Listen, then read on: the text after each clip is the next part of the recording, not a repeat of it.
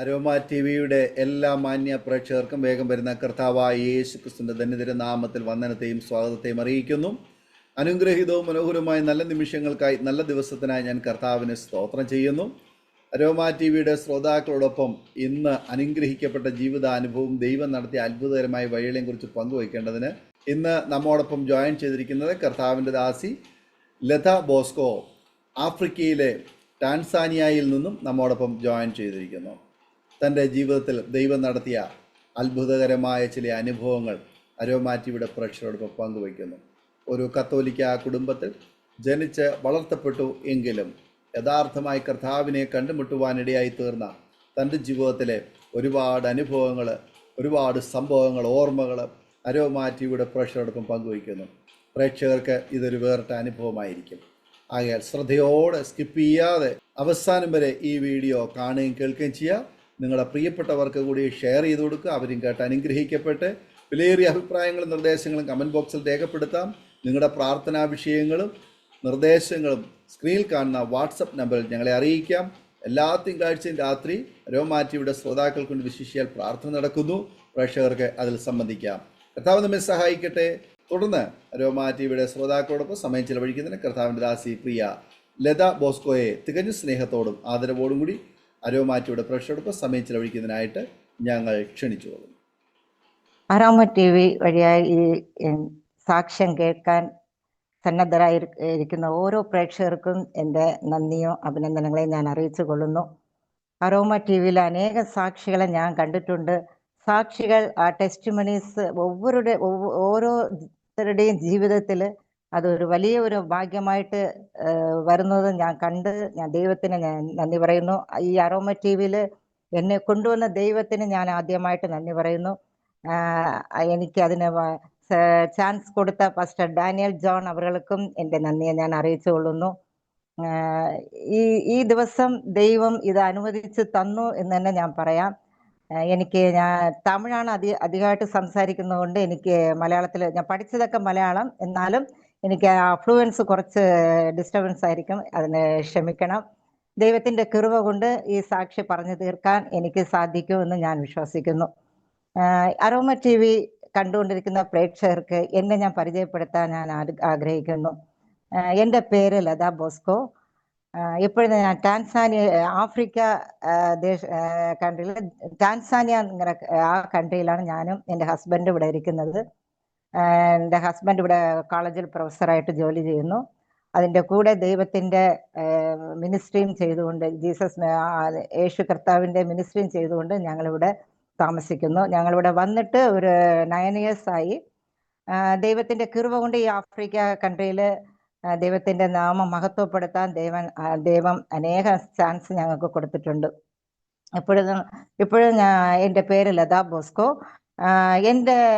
ഞാൻ ജനിച്ച് വളർന്നതൊക്കെ കേരളത്തിൽ തിരുവനന്തപുരം എന്ന സ്ഥലത്തായിരുന്നു ഞാൻ ജനിച്ച് വളർന്നത്. എൻ്റെ അച്ഛൻ വന്ന് അവിടെ അഡ്വക്കേറ്റ് ഇരുന്നു. അമ്മ ഹൗസ് വൈഫാണ്. ഞങ്ങൾ 3 പെൺകുട്ടികളാണ്. എനിക്കൊരു ചേച്ചിയും എനിക്കൊരു അനിയത്തിയും ഉണ്ട്. ഒരു റോമൻ കാത്തലിക് ഫാമിലിയാണ് ഞങ്ങളുടെ ഫാമിലി. അതായിരുന്നു ഞങ്ങളുടെ കുടുംബത്തിൻ്റെ പാരമ്പര്യം എന്ന് പറയുന്നത്. റോമൻ കാത്തലിക്സ് ആയിരുന്നു.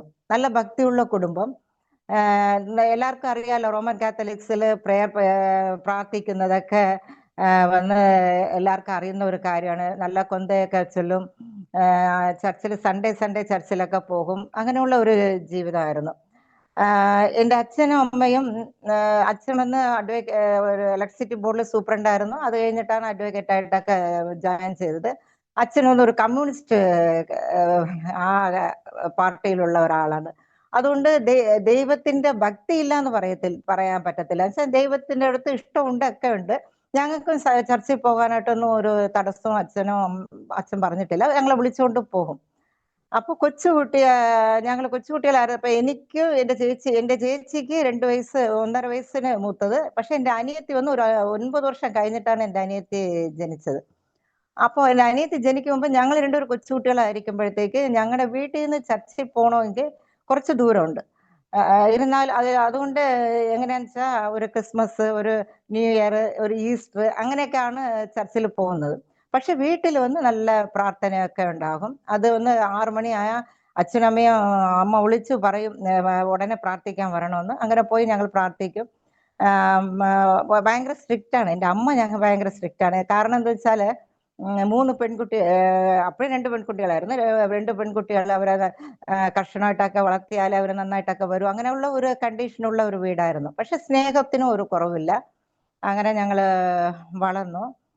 അപ്പോൾ കൊച്ചു കുട്ടിയായിരിക്കുമ്പോഴത്തേക്ക് എനിക്ക് ഒരു 5 വയസ്സോ 6 വയസ്സോ അങ്ങോട്ടാ കാണും. ഞങ്ങളുടെ വീട്ടിൽ അടുത്ത് ചർച്ചില്ല. RC കാത്തലിക് ചർച്ച് ഞങ്ങളുടെ വീട്ടിന്റെ അടുത്തില്ല. അതുകൊണ്ട് എന്താ വെച്ചാൽ ഈ ചർച്ചിൽ പോകുന്നത്, ഞായറാഴ്ച പോകുന്നത്, സൺഡേ ക്ലാസ് പോകുന്നത്, അങ്ങനെ ഒന്നും ഒരു പരിപാടി ഇല്ലായിരുന്നു. ചർച്ചിൽ എപ്പോഴെങ്കിലും ഒക്കെ അല്ലേ പോകത്തുള്ളൂ. അപ്പോ അവിടെ എൻ്റെ ഫ്രണ്ട്സ്, ഞങ്ങളുടെ കൊച്ചു കുട്ടികളൊക്കെ ഒരുമിച്ചൊക്കെ കളിക്കുമ്പോഴത്തേക്ക് ആ കുട്ടികളെ, ഞങ്ങളുടെ കൂടെ ഇരിക്കുന്ന കുട്ടികളൊക്കെ CSI ചർച്ചിൽ പോകുന്ന പിള്ളേരാ. അപ്പോൾ ഒരു ദിവസം അപ്പോഴത്തേക്ക് അവരുടെ ടീച്ചർ, സൺഡേ സ്കൂൾ ടീച്ചറിനെ വിളിച്ചുകൊണ്ട് ഞങ്ങളുടെ വീട്ടിൽ വന്നിട്ട് പറഞ്ഞു, അമ്മയടുത്ത് പറഞ്ഞു, കുട്ടികൾ ഇവിടെ സൺഡേ വെറുതെ ഇരിക്കുകയല്ലേ, അതുകൊണ്ട് അവരെ സൺഡേ ക്ലാസ്സിനൊന്ന് അയക്കണമെന്ന് പറഞ്ഞായിരുന്നു. ശരി എന്ന് പറഞ്ഞ് എൻ്റെ അമ്മ പറഞ്ഞു, ശരി ഇവിടെ ചുമ്മാ ഇരിക്കുന്നല്ലേ പിള്ളേർ പോട്ടെന്ന് പറഞ്ഞ് ഞാനും എൻ്റെ ചേച്ചിയും സൺഡേ ക്ലാസ്സിനോട്ട് പോയി. അവരുടെ കൂടെ അങ്ങ് പോകും, വന്ന് വിളിച്ചുകൊണ്ട് പോകും. അങ്ങനെ സൺഡേ ക്ലാസ്സിൽ പോകുമ്പോഴത്തേക്കും അവർ ഈ കാത്തലിക്സിനും CSIക്കും ഭയങ്കര വ്യത്യാസമാണല്ലോ. അപ്പോഴവർ ബൈബിളൊക്കെ വായിക്കും. പക്ഷെ ഞാൻ ബൈബിൾ കണ്ടിട്ട് പോലും ഇല്ല. ഞങ്ങളുടെ വീട്ടിൽ ബൈബിളേ ഇല്ല എന്നാ പറയാ. അതൊന്നും അതിന്റെ പ്രാധാന്യം കാത്തലിക്സിന് അറിയാത്തത് കൊണ്ടായിരിക്കാം ഞാൻ കണ്ടില്ല.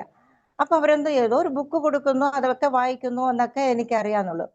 അപ്പോഴേ അവര് അങ്ങനെ പറഞ്ഞുകൊണ്ടിരിക്കുമ്പോഴത്തേക്ക്, അങ്ങനെ ഞങ്ങൾ വിളിച്ചുകൊണ്ട് പോകുമ്പോഴത്തേക്ക് ഒരു ദിവസം ക്രിസ്മസ് പ്രോഗ്രാം ക്രിസ്മസ് പ്രോഗ്രാം വന്നപ്പോഴത്തേക്ക് സൺഡേ സ്കൂൾ കുട്ടികളൊക്കെ ഒരു നാടകമൊക്കെ അഭിനയിക്കണമെന്ന് പറഞ്ഞ് എല്ലാവരും സെലക്ട് ചെയ്തു. അപ്പൊ എന്നെയും എൻ്റെ ചേച്ചിയും ആ നാടകത്തിന് അഭിനയിക്കാനായിട്ട് സെലക്ട് ചെയ്തു.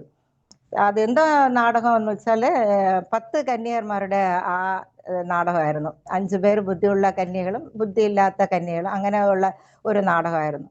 അതിൽ 10 പേരെ സെലക്ട് ചെയ്ത് പിരിച്ചപ്പോഴത്തേക്ക് എൻ്റെ ചേച്ചി ഒന്ന് ബുദ്ധിയുള്ള കന്യകളുടെ ആ ലിസ്റ്റിൽ സെലക്ട് ആയി. എന്നെ ഒന്ന് ബുദ്ധിയില്ലാത്ത കന്യകൾ ആ ലിസ്റ്റിലായിരുന്നു എന്നെ ചേർത്തത്. എനിക്കറിയത്തില്ല എങ്ങനെയൊക്കെയാണ് അപ്പൊ അവർ പറയും, ഇങ്ങനെ വരും, ഈ കുട്ടി തന്നെ പറഞ്ഞോളൂ, പക്ഷെ യേശുവാണ്, ആ കുട്ടി യേശുവായിട്ടൊക്കെ അഭിനയിക്കുക, ഒന്നും അങ്ങനെ എന്തോ ഒക്കെ പറഞ്ഞു. എനിക്ക് കൊച്ചായതുകൊണ്ട് എനിക്ക് അത്ര മനസ്സിലായില്ല. അപ്പോഴ് വന്ന് പറഞ്ഞു, നാടകമൊക്കെ കഴിഞ്ഞ് നല്ല ഡ്രസ്സൊക്കെ ചെയ്ത് അങ്ങനെ നല്ല ഒരു സ്റ്റേജൊക്കെ വെച്ച് നാടകം ഇതാ. അപ്പോൾ 5 പേര് അങ്ങോട്ട് ഇരിക്കുന്നു, ഞങ്ങൾ 5 പേര് ഇവിടെ ഇരിക്കുന്നു. അപ്പൊ യേശു കർത്താവ് വരുന്നത്, നല്ല യേശുവിന്റെ ഡ്രസ്സൊക്കെ ഇട്ട് ആ കുട്ടി നല്ല ഒരു ഭംഗിയായിട്ട് യേശു വരുന്നു. യേശു വരുമ്പോഴത്തേക്ക് എനിക്കൊന്നും ആ കുട്ടിയെ കണ്ടപ്പോൾ തന്നെ എനിക്ക് വലിയ സന്തോഷമായി. വന്നു എന്ത് ചെയ്തു, യേശുവിന്റെ കൂടെ ആ മറ്റേ 5 പേരും അങ്ങ് പോയി. എൻ്റെ ചേച്ചി ആ സെറ്റ് അങ്ങ് എണീറ്റ് അവരുടെ കൂടെ അങ്ങ് പോയി. എനിക്കാണെങ്കിൽ ഭയങ്കര വിഷമോ, യേശു എന്തുകൊണ്ട് എന്നെ വിളിച്ചോണ്ട് പോയില്ല, എന്തുകൊണ്ട് ഈ നാടകത്തിൽ എന്നെ അങ്ങനെ ചേർത്തില്ല എന്നുള്ളത് ഭയങ്കര വിഷമമായിരുന്നു. അങ്ങനെ വിഷമമായിരുന്നപ്പോഴത്തേക്ക് ഞാൻ വീട്ടിൽ വന്ന് കരഞ്ഞു, യേശു എന്നെ വിളിച്ചോണ്ട് പോയില്ല, യേശു എന്നെ വിളിച്ചോണ്ട് പോയില്ല. പിറ്റേ ദിവസം ആയപ്പോഴത്തേക്ക് ആ സൺഡേ സ്കൂൾ ടീച്ചറിന്റെ അടുത്ത് ഞാൻ ചോദിച്ചു, എന്തുകൊണ്ട് എൻ്റെ യേശു വിളിച്ചോണ്ട് പോകാത്തത്, എന്തുകൊണ്ട് എന്നെ യേശു വിളിച്ചോണ്ട് പോയില്ല എന്ന് പറഞ്ഞ് ഞാൻ എനിക്ക് നല്ല ഓർമ്മയുണ്ട്. ചോദിച്ചപ്പോഴത്തേക്ക് ആ ടീച്ചർ പറഞ്ഞു, അത് അങ്ങനെയാണ്, അവർ 5 പേരും ബുദ്ധിയുള്ളവരാണ്, നിങ്ങൾ ബുദ്ധിയില്ലാത്തവരാണെന്ന് പറഞ്ഞു. അപ്പൊ ഞാൻ ചോദിച്ചു, അപ്പൊ അങ്ങനെയാണെങ്കിൽ യേശു വിളിക്കുമ്പോഴത്തേക്ക് ഞാൻ പോണെങ്കിൽ എന്ത് ചെയ്യണമെന്ന് ചോദിച്ചു. അപ്പൊ ആ ടീച്ചർ പറഞ്ഞു, അങ്ങനെയാണെങ്കിൽ നല്ല കുട്ടികളായിരിക്കണം. അപ്പൊ അവർ കുറെ അഡ്വൈസ് ചെയ്തു, നല്ല കുട്ടികൾ. അപ്പൊ ഞാൻ ചോദിച്ചു, നല്ല കുട്ടികളെന്ന് വെച്ചാൽ എങ്ങനെ, എൻ്റെ ചേച്ചി നല്ല കുട്ടി, ഞാനും നല്ല കുട്ടിയല്ലേ, എന്തുകൊണ്ട് എന്നെ വിളിച്ചില്ല എന്നൊക്കെ ചോദിച്ചു.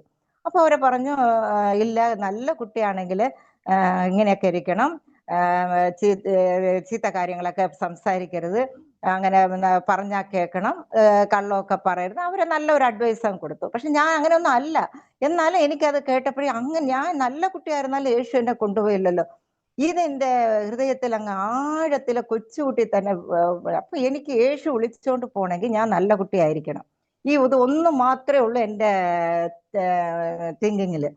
അപ്പൊ ഞാൻ അന്ന് ആ വയസ്സ് തൊട്ട് ഇതെന്റെ ഉള്ളിൽ അങ്ങനെ കിടക്കുവാണ്.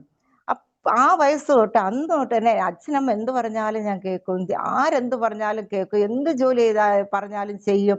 സ്കൂളിലായാലും എല്ലായിടത്തും എനിക്ക് യേശു വരുമ്പോൾ ഞാൻ പോണം. ആ ഒന്നേ എനിക്കുള്ളൂ. യേശു ഒന്ന് എന്നെ സ്നേഹിക്കണം, എനിക്ക് യേശുവിനെ സ്നേഹിക്കണം, ഇത്രേ ഉള്ളൂ എൻ്റെ ആഗ്രഹം.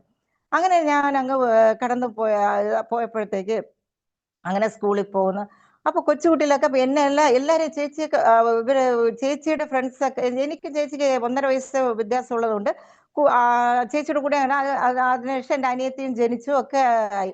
എന്നാലും ഈ കുട്ടികളൊക്കെ ഇരുന്ന് തമാശ പറയുന്നിടത്തൊക്കെ എനിക്ക് ഇരിക്കാൻ ഇഷ്ടമല്ല. ഇല്ല, ഇവരൊക്കെ ഒരു തമാശ പറയുന്നതൊന്ന് നമ്മൾ അവരുടെ കൂടെ ഇരിക്കരുത് എന്ന് പറഞ്ഞ് ഞാൻ അങ്ങ് അവിടെ നിന്ന് അങ്ങ് ഇറങ്ങിപ്പോകും.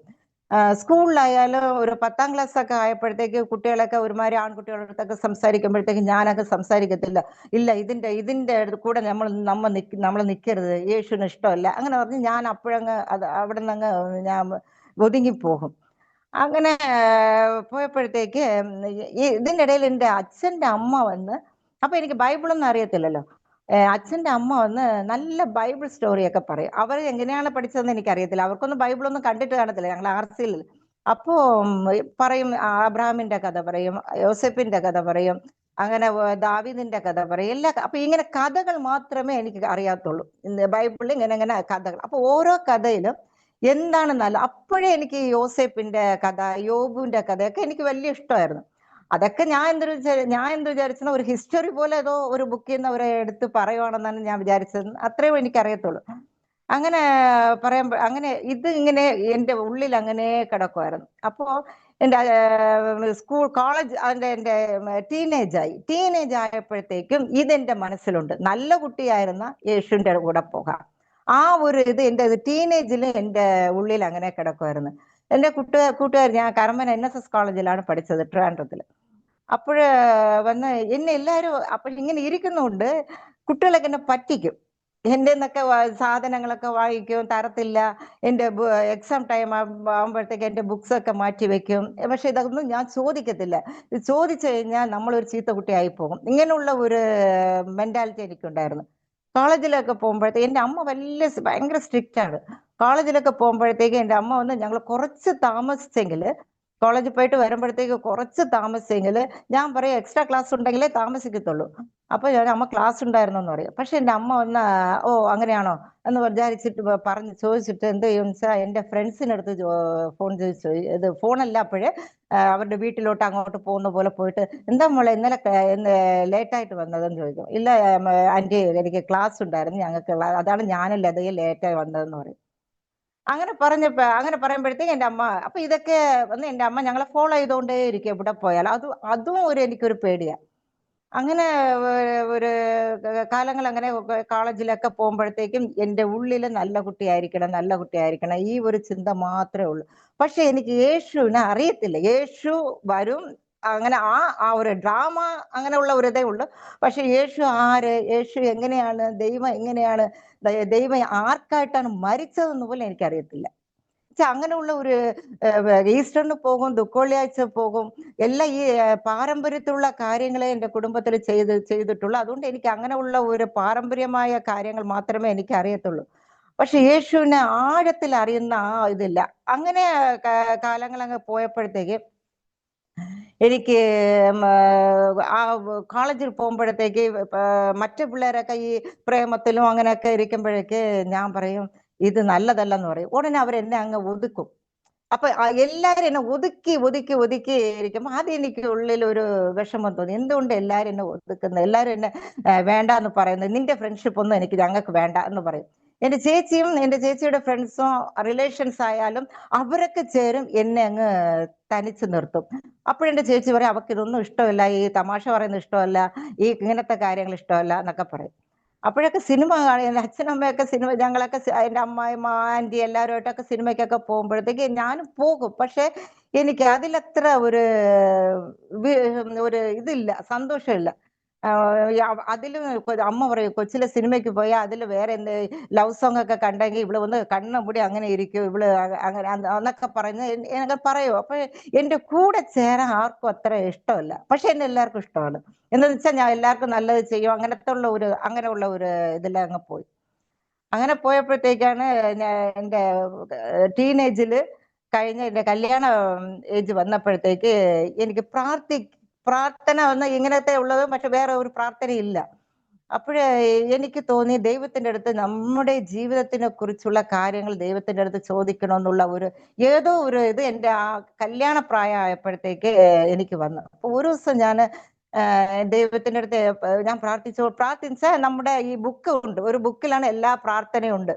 അതിലെല്ലാം പുണ്യാളന്മാരുടെ പ്രാർത്ഥനയൊക്കെ ഉണ്ട്. അതൊക്കെ അപ്പൊ എൻ്റെ അമ്മൂമ്മ പറയും, നിനക്ക് സുഖമില്ലെങ്കിൽ നീ ഈ പ്രാർത്ഥന പറയണം, നിനക്ക് കല്യാണം ആകണമെങ്കിൽ ഈ പ്രാർത്ഥന പറയണം. ഇങ്ങനെ ഓരോ പ്രാർത്ഥനയും ബുക്കിലുള്ളതൊക്കെ പറഞ്ഞു തന്നിട്ടുണ്ട്.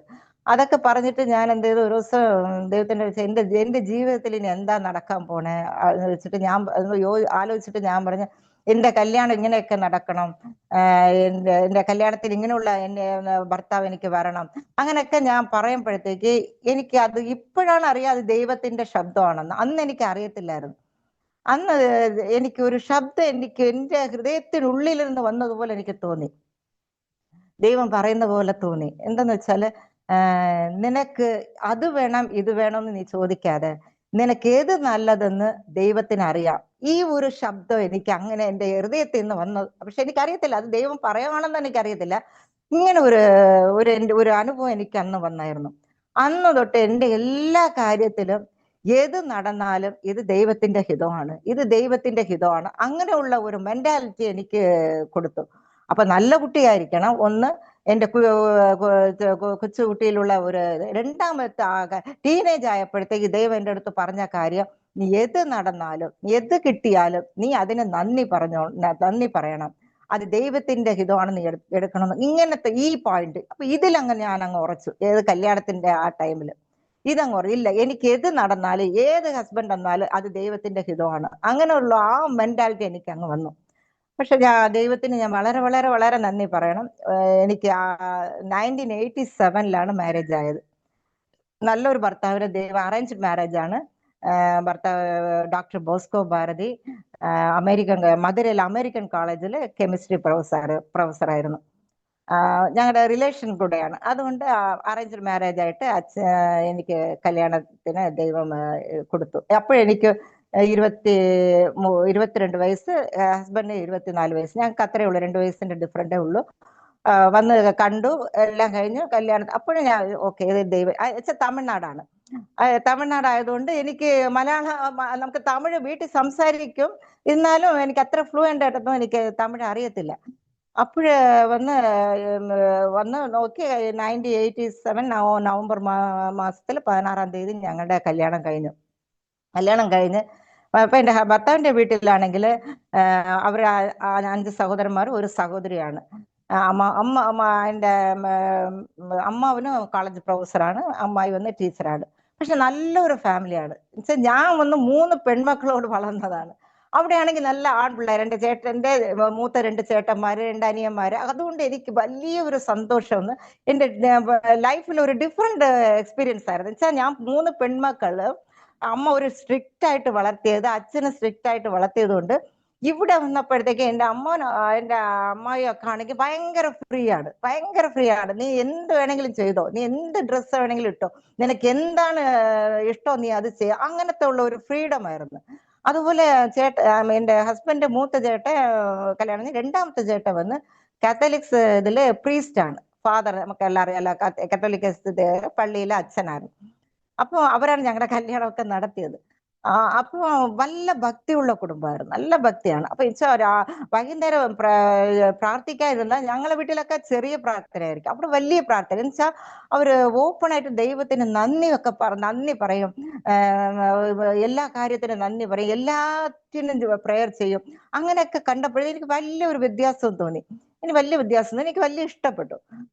അങ്ങനെ വന്ന് കല്യാണത്തില് ജീവിതത്തില് ദൈവം കൂടെ ഇരുന്ന് എല്ലാ സൗകര്യങ്ങളും ദൈവം കൊടുത്തു. എല്ലാം അങ്ങനെ നല്ല ഒരു ഫാമിലിയിലായിരുന്നു ഞാൻ സെറ്റിലായത്. എനിക്ക് 2 കുട്ടികളായിരുന്നു, മൂത്തത് പെൺകുട്ടി, രണ്ടാമത്തത് ആൺകുട്ടി. അങ്ങനെ ഞങ്ങള് സന്തോഷമായിട്ട് ഒരു ജീവിതം നടത്തിക്കൊണ്ടിരുന്നു. എന്നുവെച്ചാൽ അപ്പോഴും ചർച്ചിൽ ആഴ്ചയിൽ പോകും, അത്രേ ഉള്ളൂ. എൻ്റെ നല്ല കുട്ടി ആയിരിക്കണം എന്നുള്ള ആ ഒരു ചിന്ത എൻ്റെ ഉണ്ടല്ലോ, അത് എങ്ങനെയൊക്കെ വന്നു വെച്ചാൽ കല്യാണം കഴിഞ്ഞ പിന്നീടും അവർക്കൊരു അമ്മാവനും അമ്മായിക്കും നല്ലൊരു മരുമകളായിരിക്കണം, നല്ലൊരു ഭാര്യ ആയിരിക്കണം, നല്ലൊരു അമ്മയായിരിക്കണം. ഇത്രയേ ഉള്ളൂ എനിക്ക്. വേറെ ഒരു ചിന്തയും എനിക്കില്ല. ഞാൻ പഠിച്ചതൊക്കെ ഇത്രയും മതി, എനിക്ക് ഇതൊക്കെ മതി, ഇത് വീട് മതി, എൻ്റെ ഭർത്താവ് മതി, എൻ്റെ കുട്ടികൾ മതി. അങ്ങനത്തെ ഒരു ജീവിതം അല്ലാതെ എനിക്ക് വെളിയിലുള്ള ജീവിതത്തിനോട് എനിക്ക് ഒരു കണക്ഷനും ഇല്ലാതിരുന്നു. എങ്ങനെയെന്ന് വെച്ചാല് ഞാൻ ആരടുത്ത് സംസാരിക്കാൻ പോലും എനിക്ക് ഒരു ഒരു ഒരുമാതിരി തോന്നും. അധികം സംസാരിക്കത്തില്ല. വെളിയിൽ പോണെങ്കിൽ എനിക്ക് ഹസ്ബൻഡിന്റെ ഹെൽപ്പില്ല, ഞാൻ എവിടെയും പോകത്തില്ല, ആരടുത്തും അങ്ങനെ അങ്ങനെ പക്ഷെ എല്ലാവരും സ്നേഹമായിട്ടൊക്കെ സംസാരിക്കുക ഒക്കെ ചെയ്യും. പക്ഷെ ഫ്രീ ആയിട്ടുള്ള മൂവ്മെന്റ് എനിക്കില്ലായിരുന്നു. എല്ലാം എനിക്ക് ചെയ്തു തരാൻ ഭർത്താവുണ്ട്. അതുകൊണ്ട് എനിക്ക് അതിന്റെ ആവശ്യം വന്നില്ല. അങ്ങനെ ഇരിക്കുമ്പോഴത്തേക്കാണ് കല്യാണം കഴിഞ്ഞപ്പോഴത്തേക്ക് മോക്ക് കുട്ടികൾ കുറച്ച് വലുതായി. ഒരു LKG UKG ഒക്കെ ആ വയസ്സിലായപ്പോഴത്തേക്ക് ഹസ്ബൻഡിന് ബാക്ക് പെയിൻ വന്നു. ബാക്ക് പെയിൻ വന്നപ്പോഴത്തേക്ക് വണ്ടിയൊന്നും ഓട്ടിക്കാൻ പറ്റത്തില്ല, എനിക്ക് കാർ എടുക്കാൻ പറ്റത്തുള്ളൂ. കാർ പക്ഷെ എനിക്കൊരു സ്കൂളിൽ കൊണ്ട് വിടാനും എടുക്കാനും ഒക്കെ എനിക്ക് വന്ന് ഒരു പറ്റാത്ത. അപ്പോൾ എൻ്റെ ഭർത്താവ് പറഞ്ഞു, നീ 2 വീലർ ഓട്ടി പഠിക്കുന്നത്. എനിക്ക് സൈക്കിളിൽ പോലും ഞാൻ കയറിയിട്ടില്ല. അപ്പോഴും ദൈവമാണ് എനിക്ക് അത് കൂടുതൽ എൻ്റെ ഓരോ കാര്യത്തിലും യേശു കർത്താവ് കൂടെ ഇരുന്ന് നടത്തി. അത് എനിക്ക് വലിയ ഞാൻ അറിയാതെ കാലങ്ങളില് ദൈവം നമ്മുടെ കൂടെ ഇരുന്ന് നടത്തുന്നതെന്ന് നമുക്ക് അതിന്റെ പിന്നീട് അറിയത്തില്ല. എങ്ങനെയൊക്കെയാണ് ദൈവം എന്നെ കൊണ്ടുവന്നു വെച്ചാൽ ഒന്നും അറിയാത്ത എനിക്ക്, ഒന്നും ആരടുത്ത് സംസാരിക്കാനുള്ള ധൈര്യം പോലും ഇല്ലാത്ത എനിക്ക് 2 വീലർ ഓട്ടാനായിട്ട് 4 ദിവസത്തിൽ ഞാൻ 2 വീലർ ഓട്ടാൻ ദൈവം എനിക്ക് ഹെൽപ്പ് ചെയ്തു. ദൈവത്തിന്റെ കൃപ തന്നെ എൻ്റെ കൂടെ ഉള്ളത്. പക്ഷെ എനിക്ക് അപ്പോഴറിയത്തില്ല. വെച്ചാൽ ദൈവത്തിന് അറിഞ്ഞാലല്ലേ ദൈവത്തിന്റെ കൃപയെ പറ്റി നമുക്ക് അറിയാൻ പറ്റത്തുള്ളൂ. ഇപ്പോഴും ഞാൻ പറയും, ആ സമയത്തൊക്കെ ദൈവം എൻ്റെ കൂടെ ഇരുന്നു, ദൈവം എൻ്റെ കൂടെ ഇരുന്നു എന്നൊക്കെ പറയും. അങ്ങനെ ഞങ്ങളുടെ ജീവിതത്തിലെ ഒരു നല്ല കാര്യങ്ങൾ. അപ്പൊ പിന്നെ ബാക്ക് പെയിൻ ഒക്കെ ശരിയായി. അങ്ങനെ ഞങ്ങൾ പോയിട്ട് അപ്പോഴെന്താ ഒരു ഇതെന്നാ എൻ്റെ ഈ ദൈവ ഭയം കുറച്ച് കുറച്ച് കുറഞ്ഞു വരുന്നു. എന്തെന്ന് വെച്ചാൽ എൻ്റെ ഡിപ്പെൻഡന്റ് ഒക്കെ എൻ്റെ ഹസ്ബൻഡിനോട് ഉള്ള അതും പിള്ളേർ. അപ്പോൾ ആഴ്ചയിലൊക്കെ എന്ത് ചെയ്യും വെച്ചാൽ ചർച്ചിൽ പോകും. എങ്ങനെ പോകുന്നതെന്ന് വെച്ചാൽ RC ചർച്ചിലല്ലേ പോയിട്ട് മാസമൊക്കെ കഴിഞ്ഞ് അവസാനം ബ്ലെസ്സിങ് പറയുന്ന പ്രസംഗമൊന്നും കേൾക്കാൻ നിൽക്കത്തില്ല. അവിടെ ഒന്നും പ്രസംഗം കേൾക്കാനൊന്നും പോകത്തില്ല, വെളിയിൽ നിൽക്കും. ബ്ലെസ്സിങ് പറയുമ്പോഴത്തേക്ക് അങ്ങനെ പിള്ളേരെ വിളിച്ചുകൊണ്ട് നേരെ വന്ന് ഹോട്ടലിൽ പോയി എന്തെങ്കിലുമൊക്കെ കഴിച്ചിട്ട് വരും.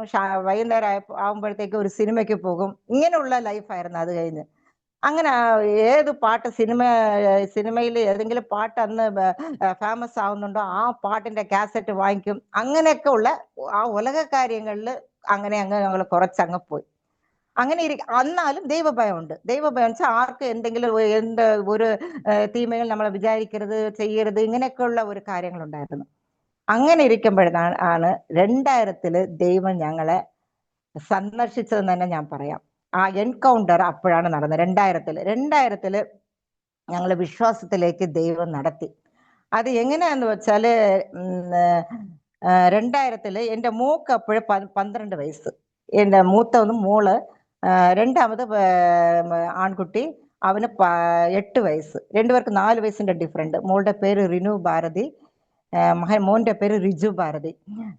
നല്ല കുട്ടികളാ, നല്ല പഠിക്കും, നല്ല സ്നേഹമുള്ള കുട്ടികളാ. ദൈവത്തിന്റെ ഭയം ഉണ്ടെങ്കിൽ ഞാൻ അത്രയ്ക്കൊന്നും ഞാൻ വളർത്തിയില്ല, ദൈവം അവരെ വളർത്തി അന്ന് തന്നെ ഞാൻ പറയത്തുള്ളൂ.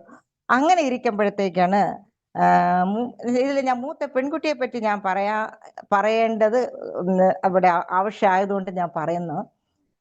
ഞങ്ങളുടെ ജീവിതത്തിൽ എല്ലാം അപ്പൊ എനിക്ക് എന്താ ഈ ഭർത്താവ്, കുട്ടികൾ, എൻ്റെ ഫോക്കസ് എല്ലാം ഇവരുടെ അടുത്ത് മാത്രമേ എനിക്കുണ്ടായിരുന്നുള്ളൂ.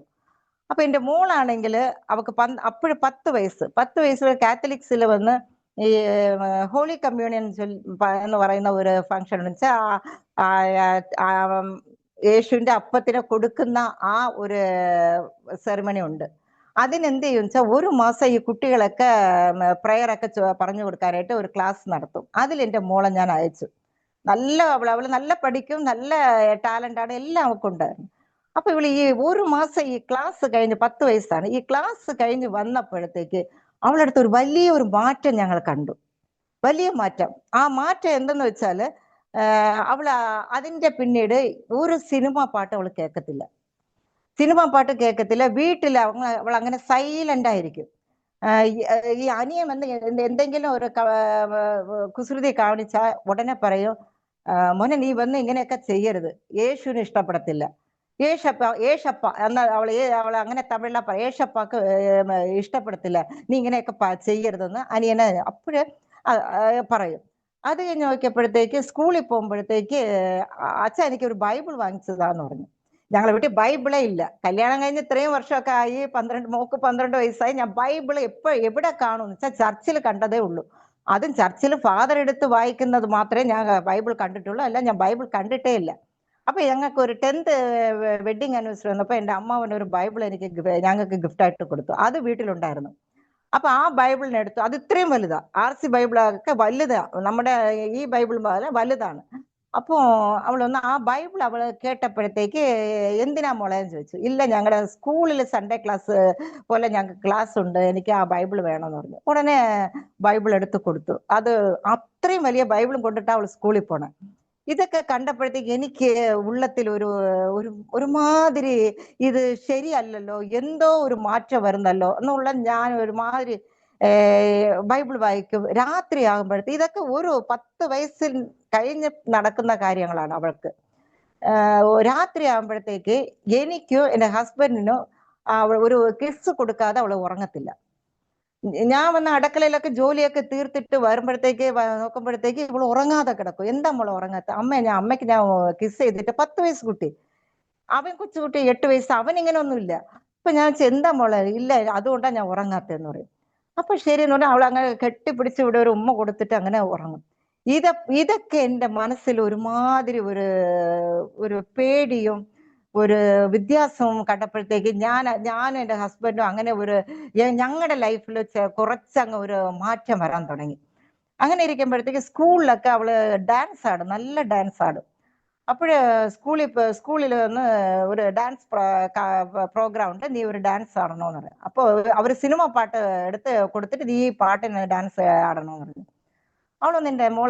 എൻ്റെ ഹസ്ബൻഡ് അടുത്ത് പറഞ്ഞു, അച്ഛാ ഡാഡി എനിക്ക് ഈ പാട്ടിനൊന്നും എനിക്ക് ഡാൻസ് ആടാൻ ഇഷ്ടമില്ല, ഏതെങ്കിലും ക്രിസ്ത്യൻ സോങ് ഉണ്ടെങ്കിൽ വാങ്ങിച്ച് താച്ചാ, ഞാൻ ഡാൻസ് കളിക്കാന്ന് പറഞ്ഞു. അപ്പോഴ് ഞങ്ങൾക്ക് ഏതാ ക്രിസ്ത്യൻ പാട്ട്? ഞങ്ങളുടെ വീട്ടിൽ അങ്ങനെ ഒരു കാര്യമേ നടക്കുന്നില്ലല്ലോ, എല്ലാം സിനിമ പാട്ട് ഏത് വരുന്നോ അത് പോയി വാങ്ങിച്ചുകൊണ്ട് വരും, അങ്ങനെയാണല്ലോ. ഒന്നും ക്രിസ്ത്യൻ പാട്ടൊന്നും ഇല്ലല്ലോ. അപ്പൊ എന്താ മോളെ നീ ഇങ്ങനെ ചോദിക്കുന്ന, ഡാൻസ് പാട്ടൊന്നും എനിക്ക് അറിയത്തില്ലല്ലോ. ശരി അച്ഛാ കടയിൽ പോയി ചോദിക്കാന്ന് പറഞ്ഞ് കടയിൽ പോയി മോളെയും വിളിച്ചോണ്ട് ഞങ്ങൾ കടയിൽ പോയി. അവിടെ ഒരു കാസറ്റ് കട ഉണ്ടായിരുന്നു. അപ്പൊ അവർ പറഞ്ഞു, ക്രിസ്ത്യൻ പാട്ടിൽ ഡാൻസ് ആടുന്ന പോലെ ഒന്നും ഇല്ല, വേണമെങ്കിൽ ഇപ്പോഴും ഒരു കാസറ്റ് ഉണ്ട്, അത് വേണമെങ്കിൽ തരാം എന്ന് പറഞ്ഞ് ഫാദർ ബെർഗ്മാൻസ്, തമിഴ്നാട്ടിലെ ദൈവത്തിന്റെ കൃപ, അത് ആ ഫാദറിന് ഞാൻ നന്ദി പറയുന്നു. ഫാദർ ബെർഗ്മാൻസ് ഇന്ന് ഉലകത്തെങ്ങും ആ പാട്ടുകൾ വെച്ച് നമ്മൾ പാടിക്കൊണ്ടിരിക്കുന്ന നമ്മുടെ ബന്ധുക്കോസ് സഭയിലെ എല്ലായിട്ടും. അപ്പോഴ് ഫാദർ ബെർഗ്മാൻസിന്റെ കാസറ്റ് ഉണ്ട്, അതിലുള്ള ഒരു പാട്ട് വേണമെങ്കിൽ നിങ്ങൾ സെലക്ട് ചെയ്തു. ആ ഒരു കാസറ്റ്, അത് 17th വോളിയം ആണെന്ന് തോന്നുന്നു, 14th. ഉടനെ വാങ്ങിച്ചുകൊണ്ട് വന്ന് അത് വീട്ടിൽ ഇട്ട് നോക്കുമ്പോഴത്തേക്ക് അവൾ എല്ലാ പാട്ടും ശ്രദ്ധിച്ചു. അതിൽ ഒരേ ഒരു പാട്ട് വന്ന് അത് തമിഴിലാണെങ്കിൽ പള്ളങ്ങളെല്ലാം നിറപ്പിട വേണം, രാജാ വരുகிறாർ ആയത്തമാവും. യേശു രാജ വരുന്നു, നമ്മൾ ആയത്തമാവും. ആ പാട്ട് അവൾ സെലക്ട് ചെയ്തിട്ട് അവൾ വന്ന് അതിനെ ഡാൻസ് ഒക്കെ പ്രാക്ടീസ് ചെയ്ത് സ്കൂളിൽ പോയി ഡാൻസ് ഒക്കെ ചെയ്തിട്ട് വന്നിട്ട് എന്തായി എന്ന് വെച്ചാ ദിവസവും ആ പാട്ട് തന്നെ ഇടും. രാജാ വരുന്നു ആയത്തമാവ, യേശു രാജാ വരുന്നു ആയത്തമാവ. ഈ പാട്ട് ഇട്ടിട്ട് ഞങ്ങൾ എന്താ പറയും, രണ്ടുപേരും ഇരിക്കാൻ പറയും. ഞങ്ങൾ രണ്ടുപേര് 10 വയസ്സാണ് അവള്, ഉലകത്തിന്റെ കാര്യങ്ങളൊക്കെ അറിയാനുള്ള വയസ്സാണ്. അപ്പൊ അവള് പറയും, അച്ഛനും അമ്മയും ഇരിക്കെ, ഞാൻ ആ പാട്ടിന് ഡാൻസ് ചെയ്യാന്ന് വെച്ചാൽ ഈ പാട്ട് പാടുമ്പോഴത്തേക്ക്, ഈ പാട്ടിന്റെ ഡാൻസ് ആടുമ്പോഴത്തേക്ക് എന്റെ മോള് വേറെ മാതിരി ആകും. എനിക്കറിയത്തില്ല, ഇത് ഹോളി സ്പിരിറ്റ് ആണ്, അഭിഷേകമാണ്, ദൈവത്തിന്റെ സാന്നിധ്യമാണ്, ഒന്നും ഞങ്ങൾക്ക് അറിയത്തില്ല. അങ്ങനെ ഡാൻസ് ആടുമ്പോഴത്തേക്ക് അവളുടെ മുഖമാണ് നോക്കിയാൽ അങ്ങനെ ഒരു ബ്രൈറ്റ് ആയിരിക്കും. അവൾ ഈ ലോകത്തൊന്നും അല്ല. അങ്ങനെ ഈ വാർത്ത മാത്രം, യേശു വരും ഇങ്ങനെ ഈ പാട്ട്. അപ്പൊ ഞങ്ങളുടെ വീട്ടിൽ എന്തായെന്ന് വെച്ചാൽ ഒരു സിനിമ പാട്ടും ഇല്ല. ദൈവം എങ്ങനെ നടത്തി, യേശു എങ്ങനെ നടത്തി, ഒരു സിനിമ പാട്ടും ഇല്ല. അതിന്റെ പിന്നീട് ഈ പാട്ട്, ഈ കാസറ്റ് മാത്രമേ ഞങ്ങളുടെ വീട്ടിൽ ആ സൗണ്ട് കേൾക്കത്തുള്ളൂ. രാവിലെ എണീറ്റ രാത്രി കിടക്കുന്നവരേക്ക് ഇതാണ്. ഇതും ഞങ്ങളുടെ ഉള്ളത്തില് ഒരു മാതിരിയുള്ള ഒരു സിറ്റുവേഷനിൽ പോയി. അപ്പൊ എല്ലാവരുടെ അടുത്തും ഭയങ്കര സ്നേഹമാണ് എൻ്റെ മോക്ക്. സ്നേഹമാണ്. ഞാനൊക്കെ ഫുഡൊക്കെ കൊടുത്ത് വിട്ടാല് അവള് കഴിക്കത്തില്ല. അങ്ങനെ കഴിച്ചാൽ കുറച്ച് കഴിച്ചിട്ട് കുറച്ച് ഈ കഷ്ടപ്പെടുന്ന കുട്ടികൾക്ക് അങ്ങ് കൊടുക്കും. ആരെങ്കിലും ഒന്നുമില്ല, എനിക്ക് നിന്റെ പോലത്തെ എനിക്ക് വളയില്ല, നിന്റെ പോലത്തെ ഈ ഹെയർ പിൻ ഇല്ല എന്നൊക്കെ പറഞ്ഞാൽ ഞങ്ങളുടെ വീട് ഞാൻ വാങ്ങിച്ചു കൊടുക്കുന്നത് 2 അവൾ 2 കൊണ്ടുപോയി പിള്ളേർക്ക് കൊടുക്കും. ഇല്ലെങ്കിൽ 1 വെച്ചിട്ട് 1 കൊടുക്കും. അവൾക്ക് എന്ത് വാങ്ങിച്ചു കൊടുത്താലും പിറ്റേ ദിവസം അവളുടെ അടുത്ത് കാണത്തില്ല. അവൾ കൊണ്ടുവന്ന് ആർക്കെങ്കിലും ഒക്കെ കൊടുക്കും. റോഡിൽ ആരെങ്കിലും വയസ്സായവർ പോവുകയാണെങ്കിൽ പോയി കയ്യെ പിടിച്ച് കൊണ്ടുപോയി നടത്തും. ഇതിൽ എൻ്റെ അമ്മൂമ്മ എന്ന് പറഞ്ഞാല് യേശുവിന്റെ കഥകളൊക്കെ എനിക്ക് പറഞ്ഞത്. ആ അമ്മൂമ്മ അപ്പോഴും ഉണ്ടായിരുന്നു. അപ്പൊ അവക്ക് യേശുവിന്റെ കഥകളൊക്കെ പറഞ്ഞു കൊടുത്തിട്ടുണ്ട്. അത്രേ ഉള്ളൂ. അപ്പൊ ഒരു ദിവസം സ്കൂളിൽ വന്ന് ബൈബിൾ കോമ്പറ്റീഷൻ വെച്ചായിരുന്നു. അപ്പൊ അവള് അതിൽ വന്ന് മത്തയി സുവിശേഷത്തിൽ 5-ാമത്തെ അധ്യായത്തെ പ്രസംഗം യേശുവിന്റെ ആ വാക്കുകളെ വന്ന് പഠിച്ചുകൊണ്ട് വരാൻ പറഞ്ഞു. അത് വായിച്ചുകൊണ്ട് വരണമെന്ന് പറഞ്ഞു. അപ്പൊ എൻ്റെ അടുത്ത് മോള് പറഞ്ഞു, അമ്മ എനിക്ക് മത്തായി സുവിശേഷത്തിലെ 5-ാമത്തെ അധ്യായത്തിൽ നിന്ന് 5, 6, 7 സിസ്റ്റർ വായിച്ചുകൊണ്ട് വരാൻ പറയുകയാണ്. ഞാൻ പറയാം, അതിലുള്ള ചില കാര്യങ്ങളൊക്കെ പറയാം, അമ്മ മത്തായി പുസ്തകം ബൈബിളിൽ നിന്ന് എടുത്ത് വെച്ചോന്നത്. എനിക്ക് ഈ മത്തായി പുസ്തകം എവിടെ ഉണ്ടെന്ന് എനിക്കറിയത്തില്ല. എന്റെ ജീവിതം അങ്ങനെയാണ്. പക്ഷെ എന്റെ ഭർത്താവ് ഒന്ന് CSI കോളേജിലാണ് ജോലി ചെയ്യുന്നത്. പക്ഷെ ഭർത്താവിന് കുറച്ചറിയാം. പക്ഷെ എനിക്ക് ഒന്നും അറിയാം, നത്തിങ്, ഒന്നുമില്ല, 0 ആണ് ഞാൻ ബൈബിളില്. അപ്പോ മത്തായി പുസ്തകം ഞാൻ ബൈബിൾ എടുത്ത് വെച്ചിട്ട് ഒരു ബൈബിളേ ഉള്ളൂ. ആ ബൈബിൾ എടുത്ത് അവള് വന്ന് എന്റെ എതിരെ ഒരു ചെയറിലിരിക്കുക. അവള് പറയുന്നത്, അമ്മ ഞാൻ ഫസ്റ്റ് പേജിലുണ്ടെന്ന് പറഞ്ഞു. ഞാൻ എടുക്കുന്ന ആ ജനസിസ് എടുത്തിട്ട് ഞാൻ പറഞ്ഞു, ഈ ഫസ്റ്റ് പേജിൽ ഇതല്ലല്ലോ മോളെ, ഉൽപ്പത്തി എന്തോ അല്ല ഇട്ടേക്കുന്നതെന്ന് പറഞ്ഞു. അപ്പൊ അമ്മ പുതിയ ഏർപ്പാടമ്മ, ന്യൂ ടെസ്റ്റമെന്റ് എന്ന് പറഞ്ഞു. എനിക്ക് ഒന്നും അറിയത്തില്ല. ബൈബിൾ ഇങ്ങോട്ട് നോക്കുന്നു പറഞ്ഞു. അപ്പോഴൊക്കെ ഇത് വേറെ പുസ്തകം, ഇത് വേറെ പുസ്തകമാ. എനിക്ക് ഇത് രണ്ടിന്റെ വ്യത്യാസം എനിക്ക് അറിയത്തില്ല. ഞാൻ ഇവിടുന്ന് പറയുന്നു പാസ്റ്റർ, എന്റെ അനുഭവം എനിക്ക് അത് അറിയത്തില്ല. ഞാൻ അത് പറഞ്ഞാൽ വിശ്വസിക്കുമെന്ന് എനിക്കറിയത്തില്ല. എനിക്ക് അറിയത്തില്ല, അത്രേ ഉള്ളൂ ഞാൻ പറയാൻ പറ്റത്തുള്ളൂ. അപ്പോൾ ഞാൻ മത്തായി പുസ്തകത്തിലെടുത്ത് ഇതാണോ വെച്ചപ്പോ അപ്പൊ അവൾ എന്തൊക്കെ പറഞ്ഞു. ഞാനും ഇതൊക്കെയൊക്കെ അങ്ങനെയാണെന്നൊക്കെ പറഞ്ഞ് വിട്ടു. എനിക്ക് ഒരു അനുഭവം വന്നില്ല. 10 കന്യകളുള്ള ആ ഒരു യേശു വിളിക്കുകയാണെങ്കിൽ ഞാൻ എന്ത് ചെയ്യണം, നല്ല കുട്ടിയായിരിക്കും. ഇതേ അനുഭവം എൻ്റെ മോൾക്കും കിട്ടി. എങ്ങനെയാന്ന് വെച്ചാൽ സ്കൂളിൽ വന്ന് ഇതേ ക്രിസ്മസ് പ്രോഗ്രാമിൽ, അവൾ കാത്തലിക് സ്കൂളിലാണ് പഠിച്ചത്. നാടകത്തിന് അവരെടുക്കുന്നതെന്ന് വെച്ചാൽ നമ്മുടെ ലൂക്ക 15-ലെ 2 പിള്ളേരുടെ നല്ല കുമാരനും ചീത്തകുമാരനോ അങ്ങനെയുള്ള മകനുള്ള അതിൽ ഇവക്ക് കിട്ടിയത് വന്ന് ചീത്തകുമാരന്റെ റോളായിരുന്നു. അപ്പോഴും ഇവക്ക് അതൊരു ഭയങ്കര വിഷമമായിട്ട് അവൾ വന്നു. അപ്പോഴും അത് അവളുടെ ലൈഫിൽ ഇനിയും ചേഞ്ചുകളെ കൊടുത്തു. അത് കഴിഞ്ഞ് നോക്കിയപ്പോഴത്തേക്ക് വീട്ടിൽ അവളുടെ എല്ലാം ചേഞ്ച്. ഒരു ഡ്രസ് ചെയ്യത്തില്ല, പൊട്ടിടത്തില്ല, തലചീകത്തില്ല, അങ്ങനെയുള്ള ഒരു ഞാനല്ല ഇത് എന്നുള്ള ഒരു ഇതിൽ എൻ്റെ മോൾ അങ്ങനെ പോയി. അങ്ങനെ ഇരിക്കുമ്പോഴാണ് 2000-ല് ഒരു ഏപ്രിൽ മാസം അപ്പോഴെന്റെ മോക്ക് വന്ന് 12 വയസ്സ്, 10 വയസ്സ് 12 വയസ്സ്. ഈ 2 വർഷത്തിലും ഭയങ്കര ചേഞ്ച് ആയിരുന്നു എൻ്റെ മോളുടെ ലൈഫില്. വന്ന് ഏപ്രിൽ മാസം എൻ്റെ മോന് ചിക്കൻ പോക്സ് വന്നു. രണ്ടാമത് എൻ്റെ മോക്ക് ചിക്കൻ പോക്സ് വന്നു മെയ് മാസം 2-ാം തീയതി 2000-ല്. അത് വന്നെന്ന് വെച്ചാൽ അവക്ക് ഭയങ്കരമായിട്ട് ബോഡി മുഴുവനും ഒരു സ്ഥലം ഇല്ലാതെ ആ ചിക്കൻ പോക്സ് വന്നു. അതിന്റെ ഫോളോ ഔട്ട് ബൈ ന്യൂമോണിയ. ഈ രോഗം എൻ്റെ മോളെ പിടിപ്പെട്ടപ്പോഴത്തേക്ക് ഞാനും എൻ്റെ ഹസ്ബൻഡ് തകർന്നു പോയി. എനിക്കെല്ലാം എൻ്റെ മോളാണ്. ഞങ്ങളുടെ മോളും മോനും 2 പിള്ളേരാണ് ഞങ്ങളുടെ ജീവിതം, ഞങ്ങളുടെ ലോകം. അപ്പം മോക്ക് അവക്ക് വന്നത് ഭയങ്കരമായിട്ട് ക്രിട്ടിക്കലായിട്ട് സീരിയസ് ആയിട്ട് വന്നു. അപ്പോഴും ഒരുമാതിരി സഫക്കേഷനൊക്കെ വന്നപ്പോൾ ഞങ്ങൾ അടുത്തുള്ള ഒരു ഹോസ്പിറ്റലിൽ പോയി. അവർ കുറച്ച് ട്രീറ്റ്മെന്റ് ഒക്കെ കൊടുത്തു. ഈ ചിക്കൻ പോക്സ് അത് കുറഞ്ഞു. പക്ഷെ ന്യൂമോണിയ വന്ന് അവക്ക് പല പ്രോബ്ലവും കൊടുത്തോണ്ടിരുന്നു. പക്ഷെ അവള് നടക്കും, കിടപ്പിലൊന്നും അല്ല, നടക്കുകയൊക്കെ ചെയ്യും. പക്ഷെ ഒന്നും കഴിക്കാൻ പറ്റത്തില്ല, ഈ സഫക്കേഷൻ ആയിരുന്നു. അപ്പൊ ഒരു ദിവസം വീട്ടിൽ വന്ന്, അന്ന് തന്നെ ഹോസ്പിറ്റലിൽ ഒരാഴ്ച കഴിഞ്ഞ് അന്ന് തന്നെ വീട്ടിൽ വന്നിട്ട് എൻ്റെ മോള് ഒരു ബെഡ്റൂമിൽ കിടക്കുമായിരുന്നു. അപ്പോഴും ഞാൻ മോക്ക് കുറച്ച് പാല് കാച്ചി കൊടുക്കാന്ന് പറഞ്ഞ് ഞാൻ അടുക്കളയിൽ പോയി പാല് കാച്ച് ആറ്റിക്കൊണ്ട് വരുമ്പോഴത്തേക്ക് ഇവള് കിടന്നിരുന്ന കട്ടിലിന്റെ എതിരെ ചുവരാണ്.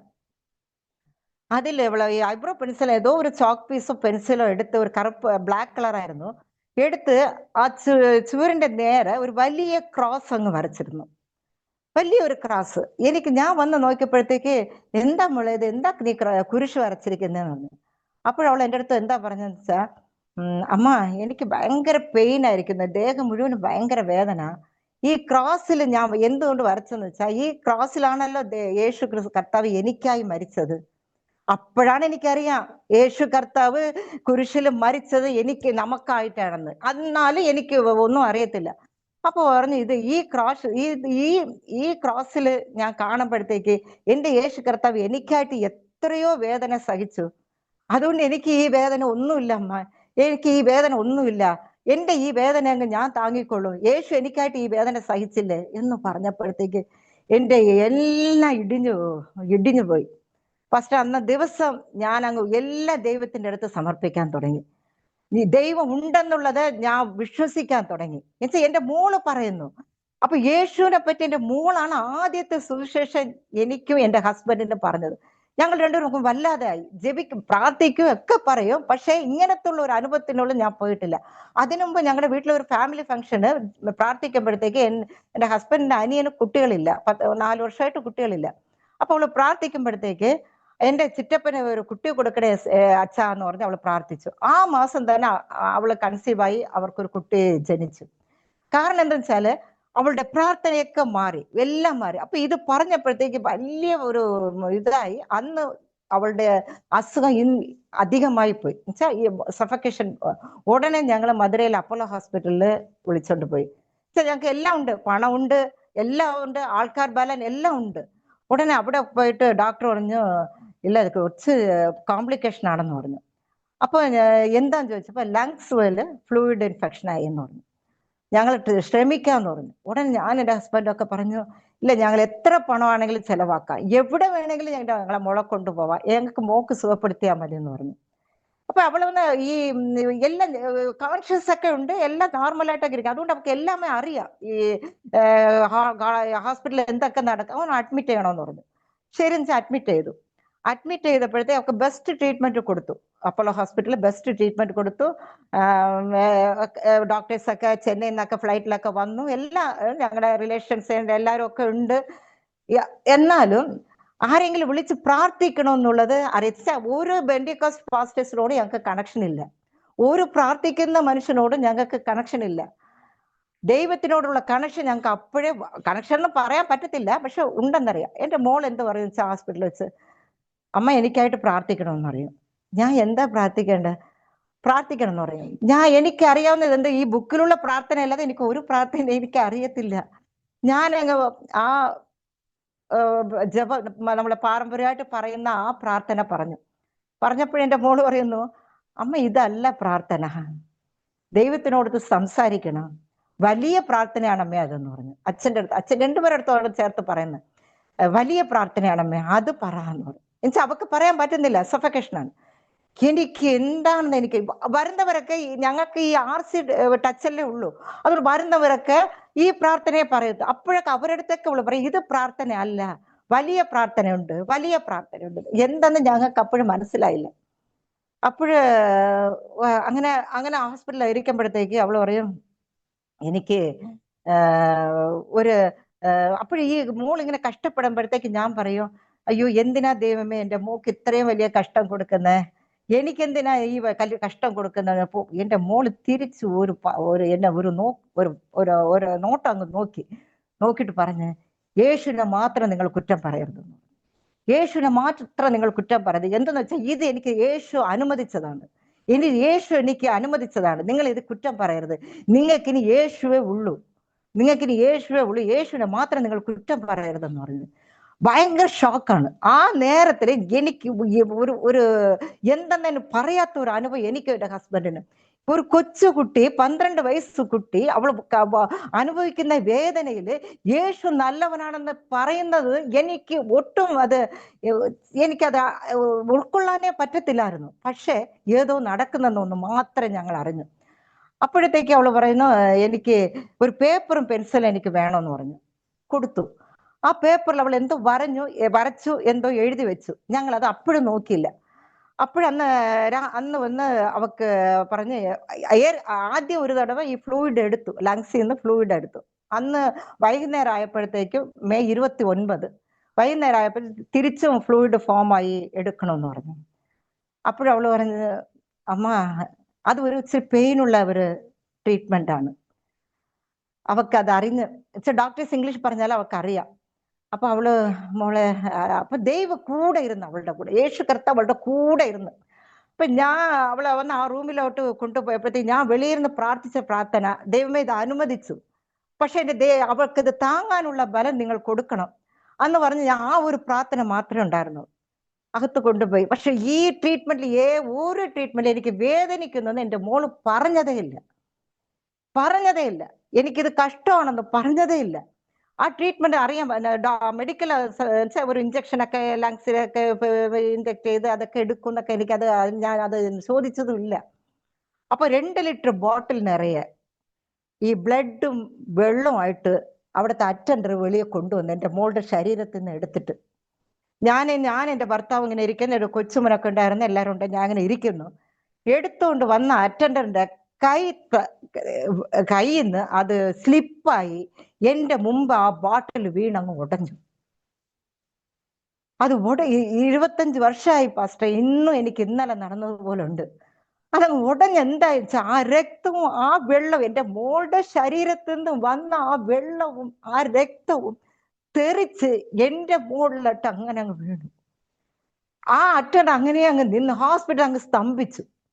അങ്ങനെ നിന്നപ്പോഴത്തേക്ക് ഞാൻ അയ്യോ ഇതെന്റെ മോളെ, എൻ്റെ മോളുടെ ശരീരത്തിൽ നിന്ന് വന്ന വെള്ളവും രക്തവും ആണോ എന്ന് പറഞ്ഞ് ഞാൻ അങ്ങ് വിളിച്ചങ്ങ് കരഞ്ഞപ്പോഴത്തേക്ക് എനിക്ക് ഒരു എന്താ നടന്നെന്ന് എനിക്ക് അറിയത്തില്ല. ദൈവമേ, അവൾ എല്ലാം സഹിക്കാനുള്ള ശക്തി എൻ്റെ മോക്ക് കൊടുക്കണമേ എന്ന് മാത്രമുള്ള പ്രാർത്ഥനയ്ക്ക് ഉണ്ടായിരുന്നുള്ളൂ. അത് എടുത്ത് ക്ലീൻ ചെയ്ത് പോയപ്പോഴത്തേക്ക് എൻ്റെ മോള് അവിടെ നിന്ന് കൊണ്ടുവന്നപ്പോൾ അവൾ എൻ്റെ മുഖത്ത് മാത്രമേ നോക്കിയതേ ഉള്ളൂ.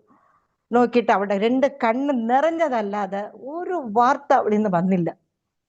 അവൾ അങ്ങനെ റൂമിൽ കൊണ്ടുവന്ന് കിടത്തിയപ്പോഴത്തേക്ക് അന്ന് രാത്രി ആയപ്പോഴത്തേക്ക് 29-ാം തീയതി രാത്രി ആയപ്പോഴത്തേക്ക്, എന്തുകൊണ്ട് ഞാൻ ഇതൊക്കെ പറയുന്നത് വെച്ചാൽ ദൈവം കൂടെയുണ്ട്. ഇങ്ങനെയുള്ള സംഭവത്തിൽ അനേക പേർ കടന്നു പോയിരിക്കാം.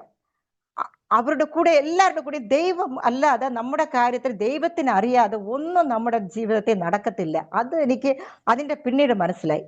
അന്ന് രാത്രി ആയപ്പോഴത്തേക്ക് എൻ്റെ മോള് രാത്രി എല്ലാവരും ഉറങ്ങി, ഹോസ്പിറ്റൽ എല്ലാം ഒരു സൈലന്റ് ആയിരിക്കുന്നു. മോള് ഉറങ്ങിയില്ല. അപ്പൊ എൻ്റെ അടുത്ത് പറഞ്ഞു, അമ്മ എൻ്റെ അടുത്ത് വന്ന് ഇരിക്കുന്നു പറഞ്ഞു. എന്തിനാ മോളെ? ഇന്ന് നിങ്ങൾ ഉറങ്ങരുത് മമ്മി. ഇല്ല മോളെ, ഞാൻ എന്നാ ഞാൻ ഉറങ്ങിയിട്ട് 25 ദിവസമായി പാസ്റ്റർ. അവള് 2-ാം തീയതി അവളെ ഹോസ്പിറ്റലിൽ അഡ്മിറ്റ് ചെയ്തു. ഞാൻ ഉറങ്ങിയിട്ട് 27 ദിവസമായി. ആഹാരം കഴിച്ചിട്ട് 27 ദിവസമായി. ഞാൻ ഒന്നുമില്ല. എങ്ങനെയാണ് ഞാൻ അവിടെ നിന്നത്, ഞാൻ എങ്ങനെയാണ് ആ 27 ആ ദിവസങ്ങളൊക്കെ ഞാൻ ഇരുന്നതെന്ന് എനിക്കറിയത്തില്ല. ദൈവത്തിന്റെ ബലമില്ലാതെ ഒന്നും അവിടെ നടക്കത്തില്ല. അപ്പൊ എൻ്റെ മോള് പറഞ്ഞു, അമ്മ എൻ്റെ അടുത്തിരിക്കെന്ന് പറഞ്ഞു. ഞാൻ ഇരുന്നപ്പോഴത്തേക്ക് എൻ്റെ മോള് പറയുവാണ്, കണ്ണടച്ചിട്ട് എൻ്റെ അടുത്ത് പറയും, ഞാൻ ഇപ്പൊ പറയുന്നതൊക്കെ മമ്മി കേൾക്കണം, വേറെ ഒന്നും എൻ്റെ അടുത്ത് ചോദിക്കരുതെന്ന് പറഞ്ഞു. ശരി മോളെ എന്ന് പറഞ്ഞു. അവൾ കണ്ണടച്ചിട്ട് പറയുവാണ്, അമ്മ എന്നെ ചുറ്റി നിറയെ കുട്ടികൾ നിൽക്കുന്നുണ്ട്. എല്ലാവരും വൈറ്റ് ഡ്രസ്സാണ് അമ്മേ. എല്ലാവരും ഏഞ്ചൽസ് പോലെ ഇരിക്കുന്നു. അവരുടെ മുഖത്തിലേക്ക് വലിയ സന്തോഷത്തെ ഞാൻ കാണുന്നമ്മ. അമ്മ എന്ന് എൻ്റെ അടുത്ത് ചോദിക്കും, ഞാൻ പറയുന്നത് മാത്രം കേൾക്കണം. അവൾ ഇടയ്ക്ക് മാത്രം അത് മാത്രമേ അവൾ പറയുന്നുള്ളൂ. എൻ്റെ അടുത്ത് എല്ലാവരും എന്നെ ചുറ്റി നിൽക്കുന്നു. ആ സ്ഥലം കണ്ടാൽ ഭയങ്കരമായിട്ട് മനോഹരമായിട്ട് ഇരിക്കുന്നു. Beautiful place mummy. അവിടെ ഭയങ്കര റോസാപ്പൂക്കളും ഗാർഡൻസും വലിയ വലിയ കെട്ടിടങ്ങളും നല്ല ഒരു സുന്ദരമായ ഇടം. കുട്ടികളൊക്കെ സന്തോഷമായിട്ട് ഇരിക്കുന്നു അമ്മേ എന്ന് പറഞ്ഞു. എല്ലാരും എന്നെ നോക്കി വിളിക്കുന്നമ്മേ, എന്നെ നോക്കി ചിരിക്കുന്നു. എൻ്റെ അടുത്ത് സംസാരിക്കാൻ വരുന്നു. എന്നെ നോക്കി അവര് സന്തോഷപ്പെടുന്നു എന്നൊക്കെ പറഞ്ഞിട്ട് അവള് പറയുന്നത്, അവരുടെ കൂടെ യേശു കർത്താവ് ഉണ്ട് മമ്മി. യേശു കർത്താവ് നിൽക്കുന്നു മമ്മി. യേശു കർത്താവ് എന്നെ നോക്കിക്കൊണ്ട് നിൽക്കുന്നു മമ്മി. എൻ്റെ അടുത്തുണ്ട് മമ്മി എന്ന് അവൾ പറഞ്ഞുകൊണ്ടിരിക്കുന്നു. ഇതൊക്കെ കേൾക്കുമ്പോഴത്തേക്ക് എനിക്ക് മോൾ ഏതോ ഒന്ന് പറയുന്നു. എന്താണെന്ന് എനിക്ക് എൻ്റെ ഭർത്താവ് ഉറങ്ങുകയാണ്. എന്നുവെച്ചാൽ കുറച്ച് റെസ്റ്റ് എടുക്കട്ടെ എന്ന് ഞാൻ പറഞ്ഞു. ഉറങ്ങിക്കൊണ്ട് ഞാൻ എണീപ്പിച്ചിട്ടില്ല. എനിക്കും എൻ്റെ മോക്കും കർത്താവിനും അല്ലാതെ ഈ സംഭവം ആർക്കും അറിയത്തില്ല. ആരെയും ഞാൻ പ്രൂവ് ചെയ്യാനും പറ്റത്തില്ല. അപ്പോൾ അവള് പറയുന്നത്, ഇങ്ങനെ പറഞ്ഞു യേശു കർത്താവ് നിൽക്കുന്നു. അമ്മേ, എനിക്ക് ആ സ്ഥലം കണ്ടപ്പോഴത്തേക്ക് എനിക്ക് അവിടെ പോണോന്ന് തോന്നണം മമ്മി. ഞാൻ അവിടെ പോയാൽ ഞാൻ നന്നായിരിക്കും മമ്മി. ഞാൻ അവിടെ പോണതാണ് മമ്മി ഇഷ്ടം. പക്ഷെ എനിക്ക് ഒരു വേദനയേ ഉള്ളൂ. അച്ഛനെയും ഡാഡിയെയും മമ്മിയെയും അനിയനെയും വിട്ടു പോണെന്നുള്ള ഒരു വേദനയേ ഉള്ളൂ എന്നല്ലാതെ അവിടെ വലിയ സന്തോഷമാണ് മമ്മി, അവിടെ വലിയ സന്തോഷം. അവൾ അങ്ങനെ വിവരിച്ച് വിവരിച്ച് വിവരിച്ച് പറഞ്ഞുകൊണ്ട് അവളുടെ സ്വർഗത്തിന് എങ്ങനെയുണ്ടെന്ന് അവളെ വിവരിച്ച് അങ്ങനെ എൻ്റെ അടുത്ത് പറയുവാണ്. പറഞ്ഞിട്ട് അവിടെ എല്ലാം അങ്ങനെ ഇരിക്കുന്നു, ഇങ്ങനെ ഇരിക്കുന്നു, നല്ല ഭംഗിയുള്ള കുട്ടികളാണെന്നൊക്കെ പറഞ്ഞ് ഞാനൊക്കെ അവിടെ പോണം മമ്മി എന്ന് പറഞ്ഞിട്ട് കുറച്ചു നേരത്തെ സൈലന്റ് ആയിട്ട് തിരിച്ച് അവള് എൻ്റെ മമ്മി ഉറങ്ങല്ലേ, അവള് കണ്ണ് തുറന്നില്ല. മമ്മി ഉറങ്ങല്ലേ, മമ്മി ഞാൻ പറയുന്ന കേക്കണേ, കേൾക്കുന്നു മോളെ, ഞാൻ ഇരിക്കുന്നുണ്ടെന്ന് പറഞ്ഞു. ഉടനെ അവള് പറയുവാണ്, മമ്മി നാളെ എനിക്ക് എന്നെ ഒരു മണവാട്ടിയെ പോലെ എനിക്ക് എന്നെ ഒരുക്കണം. ഞാൻ ചോദിച്ചു എന്തിനാ മോളെ? ഇല്ല മമ്മി, നാളെ എന്നെ മണവാട്ടി, അതുവരെയ്ക്ക് അവള് പൊട്ടിടത്തില്ല, ജ്യൂവൽസ് ഇടത്തില്ല, ഒന്നും ചെയ്യത്തില്ല. അപ്പൊ അവള് പറഞ്ഞു എന്നെ നാളെ മണവാട്ടിയെ പോലെ എന്നെ ഒരുക്കണം, എനിക്ക് നല്ല വൈറ്റ് ഡ്രസ്സ് ഇടണം, എന്റെ എന്നെ നല്ല ഒരു മേക്കപ്പ് ഒക്കെ ഇട്ട് നല്ല ഒരു മണവാട്ടിയെ പോലെ ഡ്രസ്സ് ചെയ്തിട്ട് എനിക്ക് നിറയെ പൂക്കൾ എനിക്ക് വെക്കണം, റോസാപ്പൂ എനിക്ക് വേണം മമ്മി, നാളെ എന്നെ ചുറ്റിലും റോസാപ്പൂ ഒക്കെ ഇരിക്കണം. പക്ഷെ നിങ്ങളാരും പൂ വെക്കരുത്. അവളുടെ അടുത്തവർക്ക് നിങ്ങളാരും പൂ വെക്കരുത്, ഞാനാണ് മണവാട്ടി, നിങ്ങളല്ല, ഞാനാണ് മണവാട്ടി. എന്നുവെച്ചാൽ പൂവൊക്കെ വാങ്ങിക്കുമ്പോൾ അവക്കും വെച്ചു കൊടുത്ത് ഞാനും വെക്കുന്നതാണ് പതിവ്. അപ്പോ അവള് പറയൂ, ഞാൻ മാത്രമേ, ഞാനാണ് മണവാട്ടി, നിങ്ങളൊന്നും വെക്കരുത് എന്നൊക്കെ പറഞ്ഞ് അതുകൊണ്ട് നാളെ എന്നെ ഒരുക്കണം. ഇത്രയൊക്കെ പറഞ്ഞപ്പോഴത്തേക്ക് രാവിലെ 5 മണി, രാത്രി 10 മണിക്ക് ആരംഭിച്ചതാ. രാവിലെ 5 മണി വരയ്ക്ക് അവള് സ്വർഗത്തോട് കണക്റ്റായി, സ്വർഗത്തിലെ യേശുവിനോട് അവള് കണക്റ്റായി. എനിക്കെല്ലാം അങ്ങനെ പറഞ്ഞുകൊണ്ട് 5 മണി ആയപ്പോഴത്തേക്ക് അവൾ എൻ്റെ അടുത്ത് എന്നെ പറഞ്ഞു, അമ്മ എന്നെ ഒന്ന് കുളിപ്പേര്, എന്നെ കുളിപ്പിക്കാം. ഞാൻ പറഞ്ഞു മോളെ നിന്നെ ഞാൻ അപ്പോഴേ ടവൽ ബാത്താണ് ചെയ്യുന്നത്, എനിക്ക് കുളിക്കണം എന്ന് പറഞ്ഞു. മോളെ നസിന്റെ ഹെൽപ്പോടെ കുളിപ്പിച്ച് എല്ലാം. ഇപ്പൊ രാവിലെ ആയപ്പോഴത്തേക്ക് എനിക്കിതെല്ലാം അങ്ങ് മറന്നുപോയി. ഈ പറഞ്ഞതെല്ലാം രാവിലെ അപ്പൊ എൻ്റെ മൈൻഡിൽ ഒന്നും പോലും ഇല്ല. അപ്പോഴൊന്ന് ഞാൻ അച്ഛനെ വിളിച്ചു, എൻ്റെ ഹസ്ബൻഡിനെ വിളിച്ചു, എന്നെ വിളിച്ചു, അനിയനെ വിളിച്ചു. എല്ലാവർക്കും രാവിലെ തൊട്ട് വരുന്നവർക്ക് എല്ലാം മുത്തമാണ്. അവളുടെ ഒരു സ്നേഹത്തിന്റെ അടയാളം വന്ന് അവൾക്ക് മുത്തം കൊടുക്കുന്നത്, എല്ലാവർക്കും ഒക്കെ മുത്തം കൊടുത്തു. ഉച്ചയായപ്പോഴത്തേക്ക് ഉച്ചയ്ക്കിരുന്ന് അവളുടെ നോട്ടം എവിടെയായിരുന്നെന്ന് വെച്ചാൽ കതവിലായിരുന്നു, ഡോറിലായിരുന്നു, ഇങ്ങനെ നോക്കിക്കൊണ്ടേയിരിക്കുന്നു. അപ്പൊ ഞാൻ ചോദിച്ചു, മോളെ നീ എന്താ നീ അവിടെ നോക്കിക്കൊണ്ടേയിരിക്കും? ഒന്നുമില്ല മമ്മി എന്ന് പറഞ്ഞു. അപ്പൊ അവള് കുറച്ചപ്പോ അവള് ടയേർഡായപ്പോഴത്തേക്ക് അവളെ കിടക്കാൻ പറഞ്ഞു. ഡോക്ടർ പറഞ്ഞു കിടന്നിട്ട് അവൾക്ക് ഇഞ്ചക്ഷനൊക്കെ കൊടുക്കേണ്ടി വന്നപ്പോ അവളിങ്ങനെ കിടന്നിട്ട് അവളുടെ നോട്ടം ഇങ്ങനെ തിരിച്ച് സൈഡിലായിരുന്നു ഡോറ്, ഇങ്ങനെ ഡോറിൽ തന്നെ നോക്കിക്കൊണ്ടേയിരുന്നു. സഡൻലി അവളുടെ മുഖത്തൊരു പ്രകാശം, ഭയങ്കരമായിട്ട് ബ്രൈറ്റ് ആയപ്പോ അവളുടെ പ്രകാശം കണ്ടപ്പോഴത്തേക്ക് ബ്രൈറ്റ് ആയിട്ട് അവൾ ഒരു ചിരിപ്പ് അങ്ങ് ചിരിച്ചു പാസ്റ്റർ. ചിരിച്ചപ്പോഴത്തേക്ക് എനിക്കാണെങ്കിൽ വലിയ സന്തോഷം. ഞാൻ പറഞ്ഞു, അയ്യോ എൻ്റെ മോൾ ശരിയായി, എൻ്റെ മോൾക്ക് ഒന്നുമില്ല. കണ്ട അവളുടെ പഴയ മുഖം അവളുടെ ബ്രൈറ്റ് ആയി, അവൾ നല്ല ചിരിക്കുന്നു, കണ്ട അവള് നന്നായി പറഞ്ഞ് എൻ്റെ ഹസ്ബൻഡിനൊക്കെ വിളിച്ച് നോക്ക്, അവൾ നന്നായി, മോളെ നിനക്ക് എന്ത് വേണം? അമ്മ എനിക്ക് കുറച്ച് പാൽ കൊടുന്നു പറയും. അതുവരെയ്ക്ക് ഒന്നും കഴിക്കാത്ത മോള് കുറച്ച് പാൽ കൊടുത്തു, എല്ലാം കുടിച്ചു.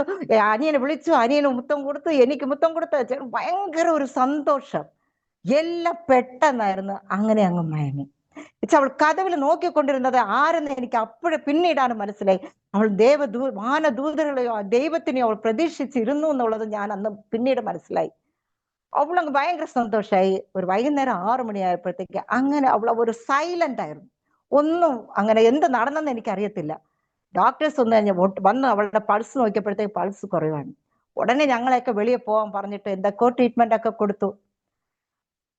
എല്ലാം അന്ന് മെയ് 30-ാം തീയതി 2000 മെയ് 30-ാം തീയതി വൈകിട്ട് എൻ്റെ മോള് ദൈവത്തിനോട് സന്തോഷമായിട്ട് പോയി.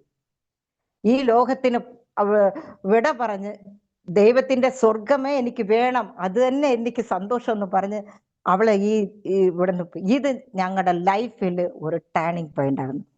അത് പറഞ്ഞാലും അത് എന്താ വെച്ചാൽ മോള് പോയി.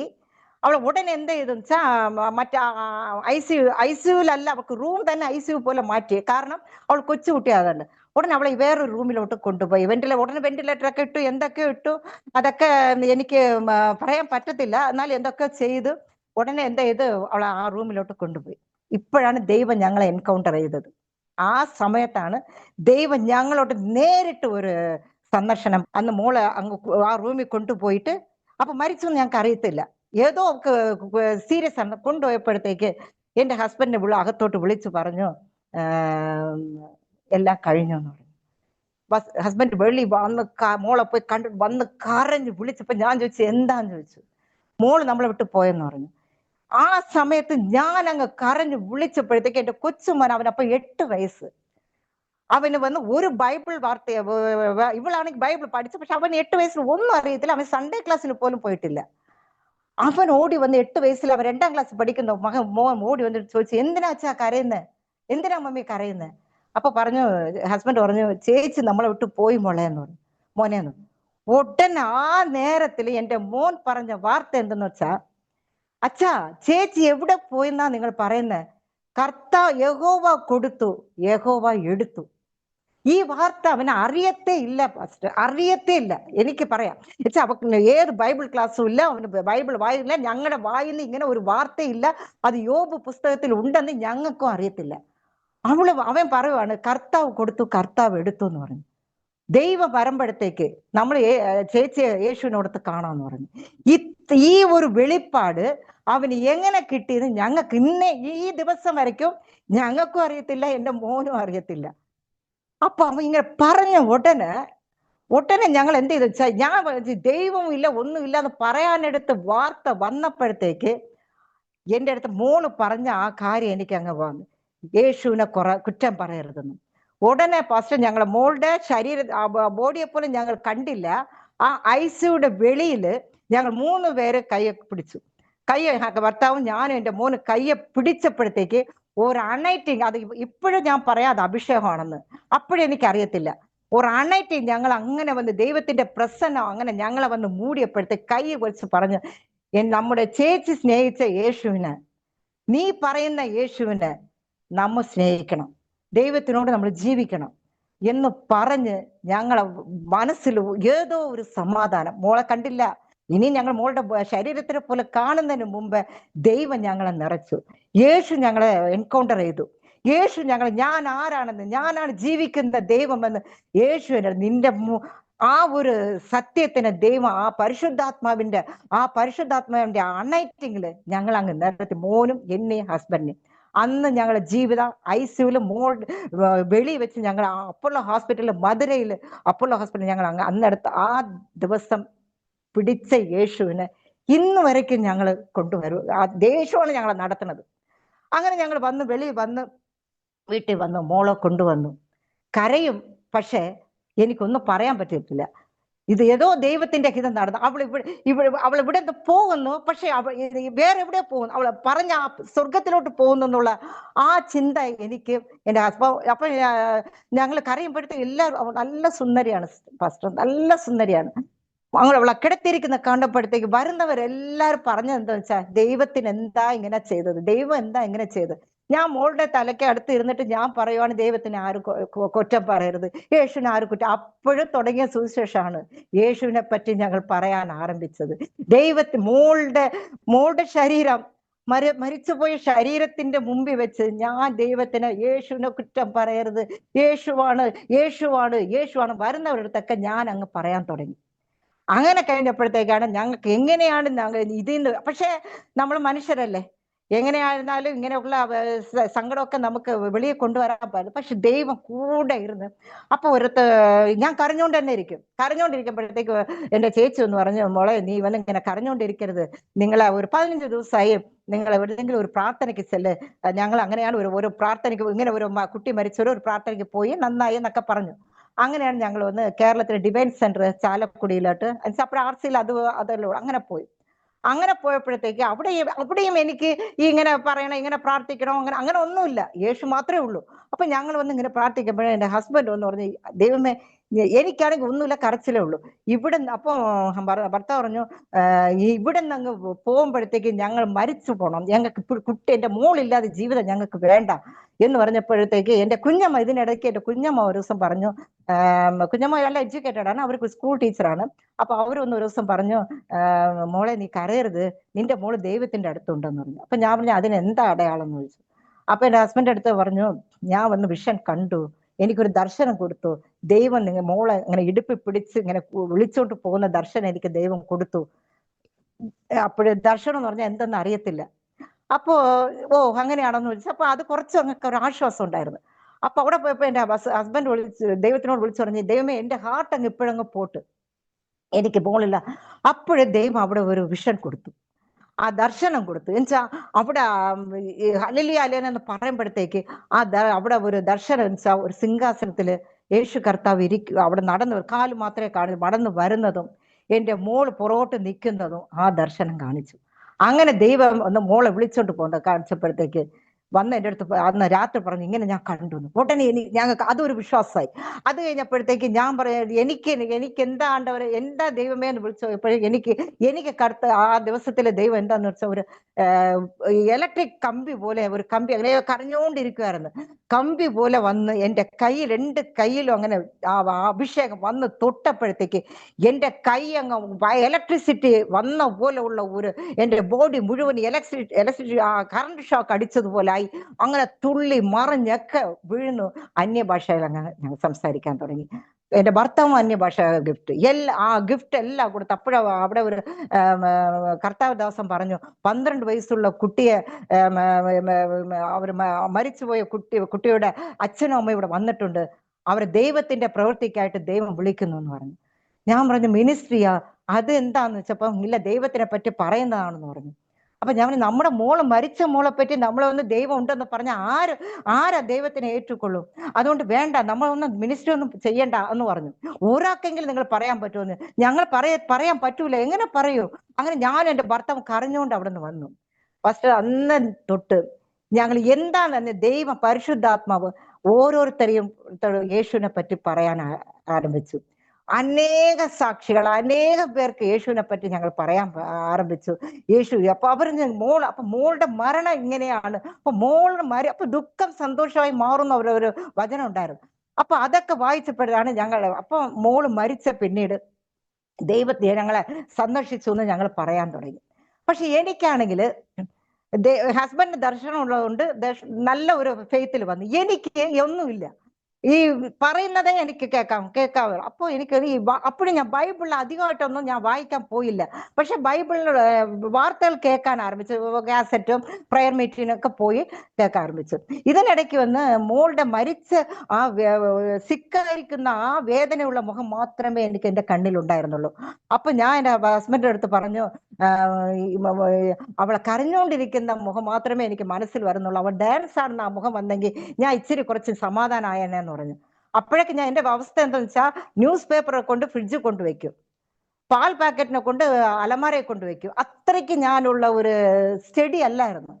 അപ്പം എൻ്റെ ഹസ്ബൻഡ് പറഞ്ഞു, അപ്പൊ ആ കാസറ്റ് എടുത്തിടാം, നിനക്ക് അപ്പോഴാ നിന്റെ മനസ്സങ്ങ് കുറച്ച് ഇതാകുന്ന. അവളെ ഫാദർ ബെർഗ്മാൻസിന്റെ കാസറ്റ് ഉണ്ടായിരുന്നല്ലോ, അത് എടുക്കാൻ വെച്ചാൽ അത് ഒരിടത്തും കണ്ടില്ല.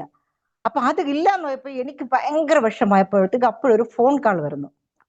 അപ്പോൾ ലാൻഡ് ലൈനാണല്ലോ, ലാൻഡ് ലൈനിൽ ഒരു ഫോൺ വരുന്നുണ്ട്. ആ ലാൻഡ് ലൈൻ എടുത്ത് കാതിൽ വെച്ചപ്പോഴത്തേക്ക് അതിലൊരു പാട്ട് കേൾക്കുന്നു. ആ ഭർത്താവിന് പാട്ട് കേൾക്കുമ്പോഴത്തേക്ക് ഞങ്ങൾക്ക് ഈ ഫാദറിന്റെ പാട്ട് മാത്രമല്ലേ കേട്ടിട്ടുള്ളൂ, ഫാദർ ബെർഗ്മാൻസിന്റെ പാട്ട് മാത്രം കേട്ടതുകൊണ്ട് ആ സൗണ്ട് മാത്രമേ ഞങ്ങൾക്ക് ക്ലിയർ ആയിട്ടുള്ളൂ.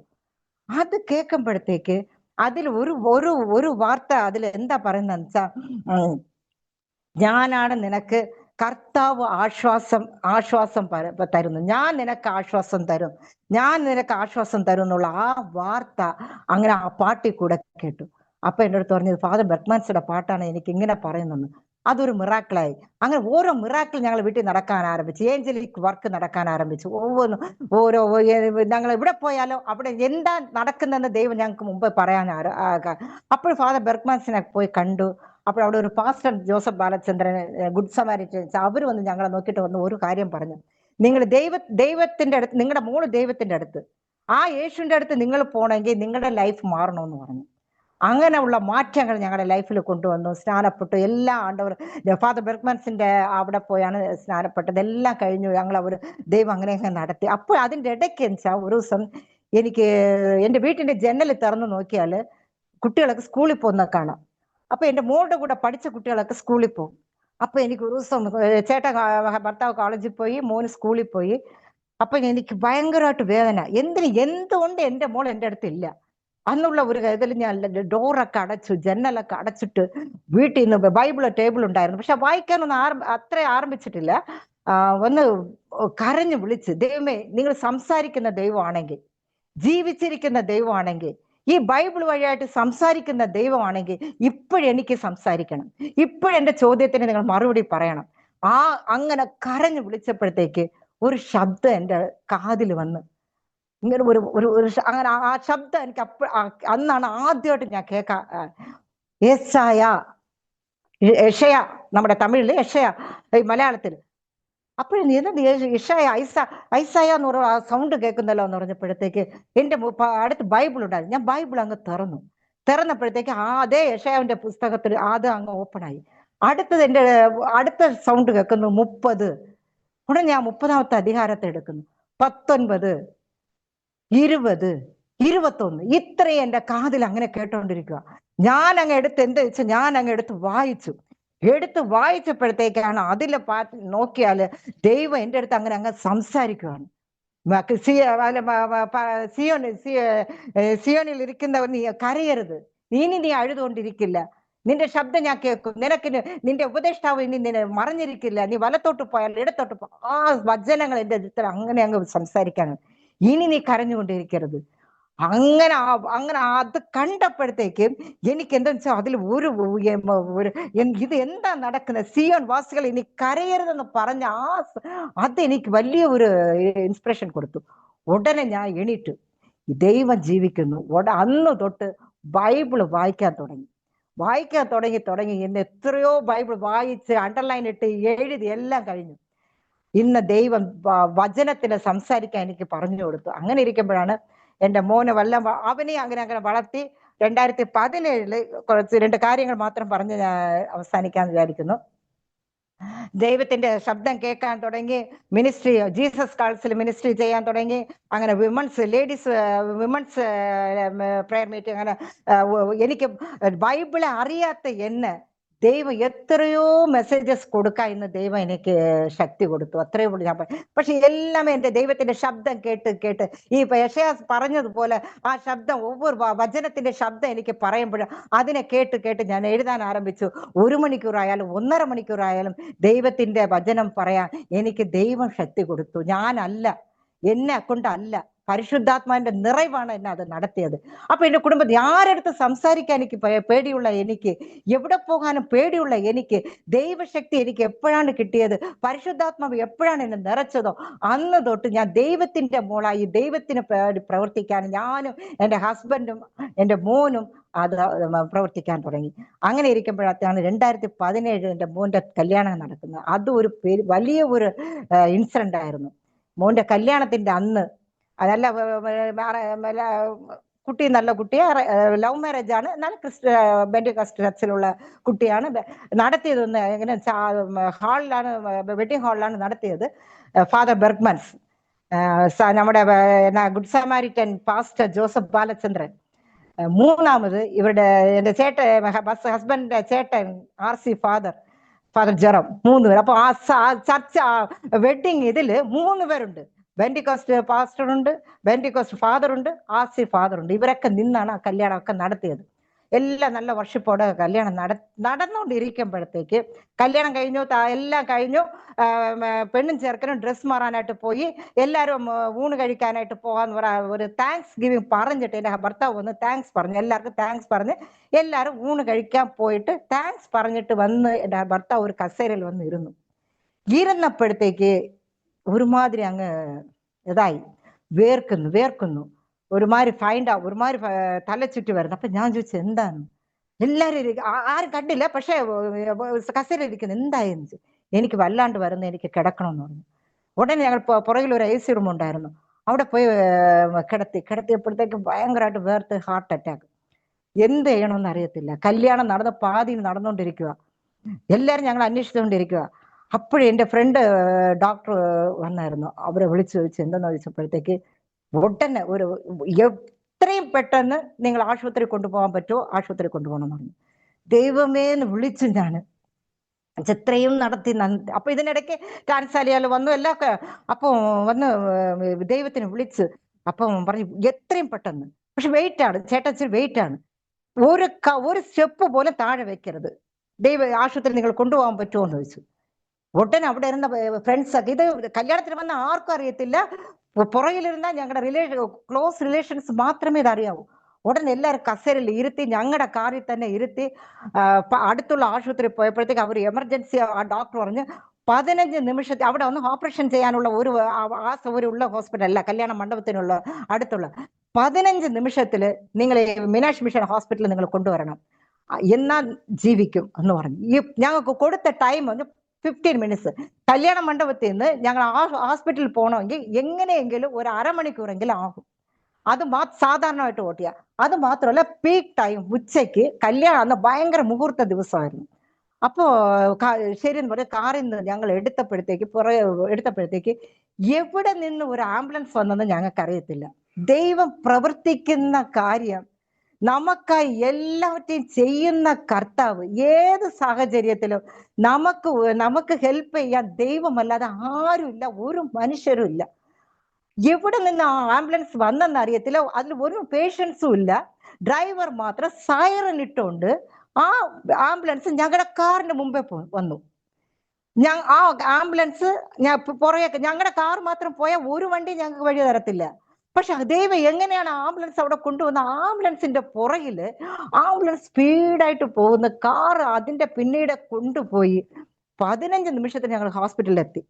അവിടെ എത്തിയപ്പോഴത്തേക്ക് ആ ഡോക്ടറെ പോലും ഞങ്ങൾക്ക് നന്നായിട്ട് അറിയത്തില്ല. ആ ഡോക്ടർ അവിടെ ഡോക്ടറും എല്ലാം വിളിച്ച് എല്ലാ ക്രമീകരണങ്ങളൊക്കെ എല്ലാം സെറ്റപ്പ് ഒക്കെ ചെയ്ത് അങ്ങനെ ഡോക്ടർ റെഡി ആയിട്ടിരിക്കുകയാണ്. ഉടനെ കൊണ്ടുപോയി മോൻ അറിയത്തില്ല, മോനും വരുമ്പോ കല്യാണ പെണ്ണിനെ ആർക്കും അറിയത്തില്ല.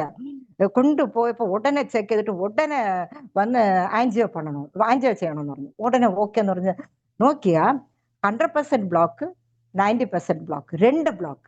ഈ 2 ബ്ലോക്ക് ഉണ്ടെങ്കിലും ഓപ്പൺ ഹാർട്ട് സർജറി ചെയ്യാനുള്ള പക്ഷെ ആ ഡോക്ടർ എന്താ പറഞ്ഞു, ഇല്ല ആൻജിയോ ചെയ്യാം, ഒരു ബ്ലോക്ക് എപ്പോഴും എടുക്കാന്ന് പറഞ്ഞു. ദൈവത്തിനെ വിളിച്ച ആ ദൈവം അല്ല, യേശു കർത്താവ് അല്ലാതെ അത് ഡോക്ടർ അല്ല. അത്രയ്ക്ക് സീരിയസ് ആയിരുന്ന ഒരു നേരത്തില് യേശു കർത്താവ് ആ ബ്ലോക്ക് 100% ബ്ലോക്ക് എടുത്ത് ഒരു 2 മണിക്കൂറിൽ ചേട്ടന്റെ എല്ലാ സഫക്കേഷൻ ഒക്കെ മാറി ICU ഒന്ന് വെളിയെ കൊണ്ടുവന്നു. ഈ ടൈമിൽ ഇവിടെ ഈ റിസപ്ഷൻ നടക്കുന്ന സമയത്ത് ഇവിടെ ഈ ഓപ്പറേഷൻ ആയിരുന്നു നടന്നത്. അവിടെ ആർക്കും അറിയത്തില്ല.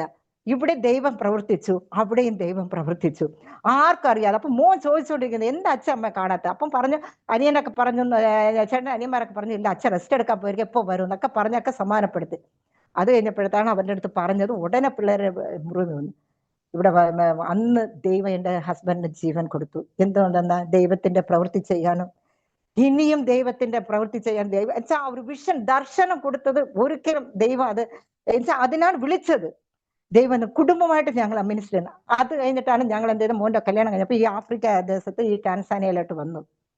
ഇവിടെ വന്ന് ആ ജോലിയും മിനിസ്ട്രി, ഓൺലൈൻ മിനിസ്ട്രി എല്ലാം ചെയ്ത് ഇവിടെ നിന്നൊക്കെ പോകുമ്പോഴത്തെ മിനിസ്ട്രി എവിടെയൊക്കെ ദൈവം വിളിക്കുന്നു അവിടെയൊക്കെ ഇവാഞ്ചലിസ്റ്റായി ഞങ്ങളെ ദൈവം പ്രവർത്തിപ്പിച്ചു. ഇവിടെ ഇരിക്കുമ്പോഴത്തേക്ക് ഇതുകൂടി പറഞ്ഞിട്ട് ഞാൻ ഒരു കോവിഡ് ടൈമായിരുന്നു. കോവിഡ് ടൈം എഴുതി ഞങ്ങൾ ഇവിടെ ആയിരുന്നു. അപ്പോഴെനിക്ക് ഒരു അസുഖം വന്നു. അപ്പോഴും ദൈവം ഞങ്ങളുടെ കൂടെ ഉണ്ടായിരുന്നു. എന്താണെന്ന് വെച്ചാൽ എനിക്ക് പോസ്റ്റ് മെനോപോസ് പ്രോബ്ലം വന്നു. ഞങ്ങൾ അപ്പോഴാണ് നാട്ടിൽ നിന്ന് വന്നത്, ഒരാഴ്ച ആയുള്ളൂ. നാട്ടിൽ നിന്ന് വന്നപ്പോഴത്തേക്ക് അപ്പോഴാണ് കോവിഡൊക്കെ ആരംഭിച്ച ടൈമായിരുന്നു. അപ്പൊ എനിക്കൊരു ബ്ലീഡിങ് ആരംഭിച്ചു വെച്ചാൽ അത് ചെറുതായിട്ട് ആരംഭിച്ച് എനിക്ക് 1 വർഷം ഡെയിലി ബ്ലീഡിങ്. എന്തെന്ന് വെച്ചാൽ ഇവിടെ ഹോസ്പിറ്റലിൽ കൊണ്ട് കാണിച്ചു വെച്ചാൽ ഇവരൊന്നും ശരിക്കും ഒന്നും ഒരു ഡയഗ്നോസ് ചെയ്യാൻ അറിയത്തില്ല. ഒരു ടാബ്ലറ്റ്സ് കൊടുത്തു, അങ്ങനെ കൊടുത്തു, ഇങ്ങനെ ഒരുമാതിരി പറഞ്ഞു. പക്ഷെ എന്താണ് രോഗമൊന്നും അവർ പറഞ്ഞില്ല. അപ്പോൾ 1 വർഷമായിട്ട് ഞങ്ങൾക്ക് ഇന്ത്യയിലോട്ട് വരാനും പറ്റത്തില്ല. പക്ഷെ ഞാൻ പറഞ്ഞു, ദൈവമേ നിങ്ങൾ എൻ്റെ കൂടെ ഉണ്ടല്ലോ, ഇത്രയും എന്നെ കാത്തില്ലേ, ഇത് നിങ്ങളെ കാക്കും. പക്ഷെ 1 വർഷം ആ വേദന ഞാൻ അനുഭവിച്ചു. ഡെയിലി ബ്ലീഡിങ് ആയിരുന്നു, 1 വർഷം നോക്കുമ്പോഴത്തേ എൻ്റെ ശരീരമൊക്കെ ക്ഷീണിക്കാൻ തുടങ്ങി, എൻ്റെ ശരീരത്തിലെ ബലനൊക്കെ പോകാൻ തുടങ്ങി. അപ്പോഴാണ് ഇവിടെ ഇന്ത്യയിലെ ഡോക്ടറുടെ അടുത്ത് എല്ലാ ടെസ്റ്റൊക്കെ കൊടുത്തു. അവർ പറഞ്ഞു, നിങ്ങൾ പെട്ടെന്ന് വരാൻ പറ്റുമെങ്കിൽ വരണമെന്ന് പറഞ്ഞു.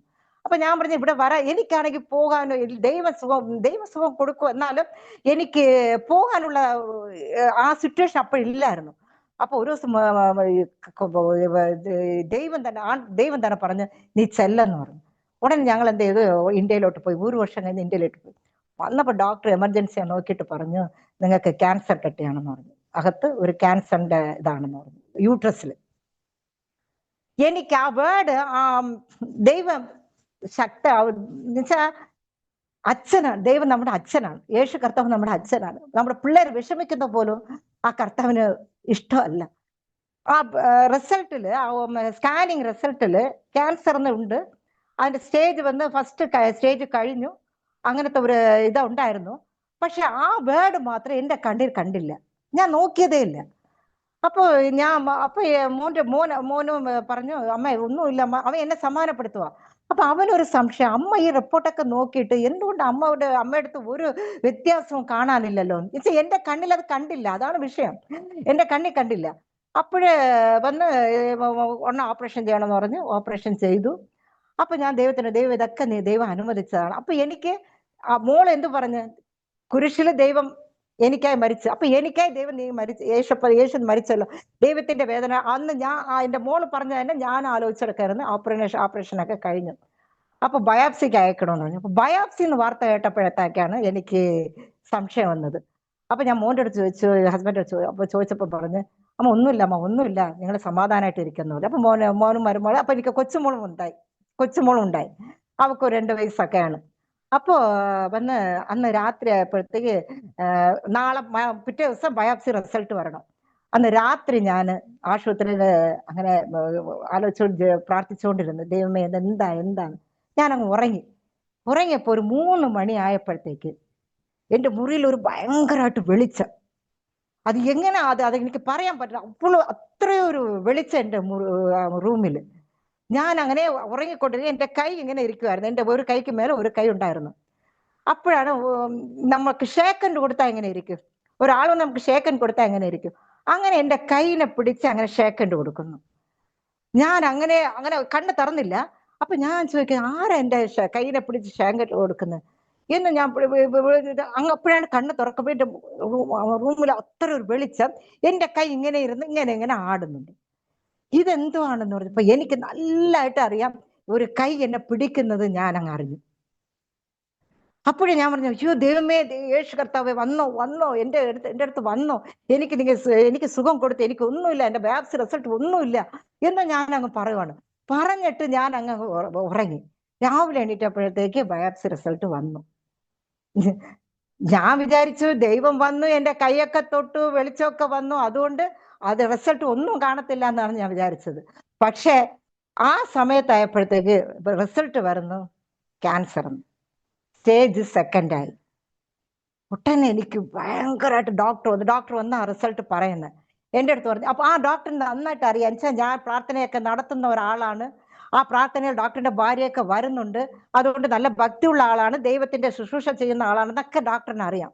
അപ്പൊ ഡോക്ടർ പറഞ്ഞു നീ വിഷമിക്കണ്ട, നീ ദൈവത്തിനോട് പ്രാർത്ഥിക്കുന്നതല്ലേ, നീ പ്രാർത്ഥിച്ചോ എന്ന് എൻ്റെ മോന്റെ അടുത്ത് വിളിച്ചു പറഞ്ഞു. മോന്റെ അടുത്തിരുന്ന മോന്റെ അടുത്ത് പറഞ്ഞു നിങ്ങൾ ഓങ്കോളജിസ്റ്റിനെ കാണണം, റേഡിയേഷൻ ഹീമോ കൊടുക്കേണ്ടി വരും, 6 ഹീമോ കൊടുക്കേണ്ടി വരും, നിങ്ങൾ നോക്കിക്കൊള്ളണം എന്ന് പറഞ്ഞിട്ട് പോയി.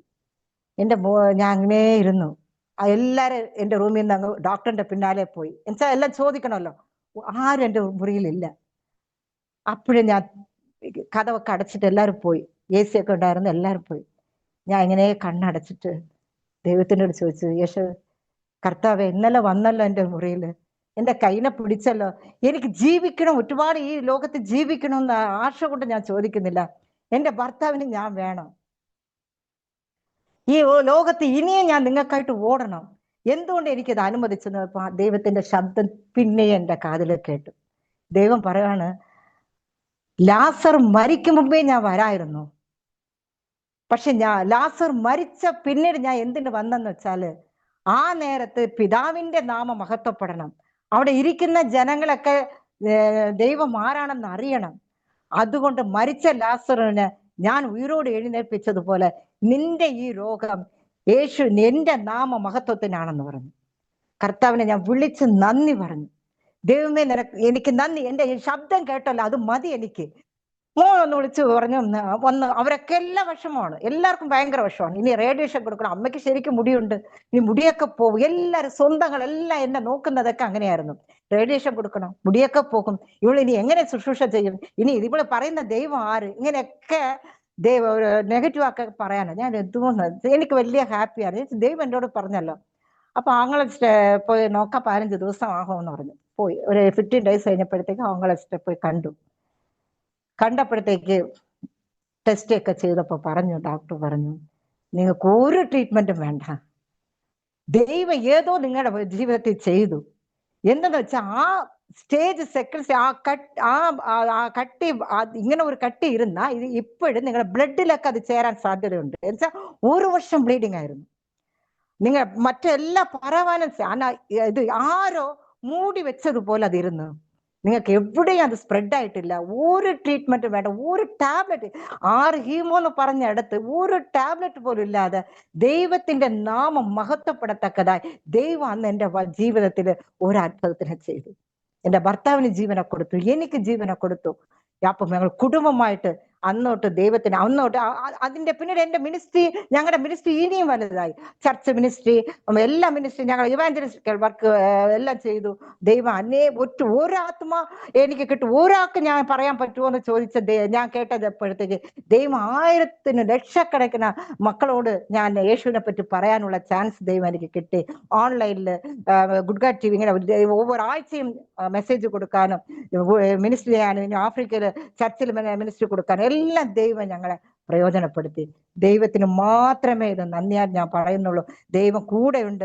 ഞാൻ ഇതെന്ത് പറഞ്ഞാൽ, കുട്ടികൾ മരിച്ചവരിരിക്കാം, ഭർത്താവ് മരിച്ചവരിരിക്കാം, നമ്മുടെ എല്ലാം നഷ്ടപ്പെട്ടവരിരിക്കാം. യോബുവിനെ പോലെ യഹോവ കൊടുത്തു, യഹോവ എടുത്തു എന്ന് പറഞ്ഞാലും ദൈവം നമ്മുടെ കൂടെ ഉണ്ടെന്നുള്ളത് നമ്മുടെ ജീവിതത്തിൽ അത് നമ്മൾ വിശ്വസിച്ചാൽ മാത്രം മതി. എല്ലാവരുടെയും കടന്നു പോകാൻ ദൈവം നമ്മെ സഹായിക്കും.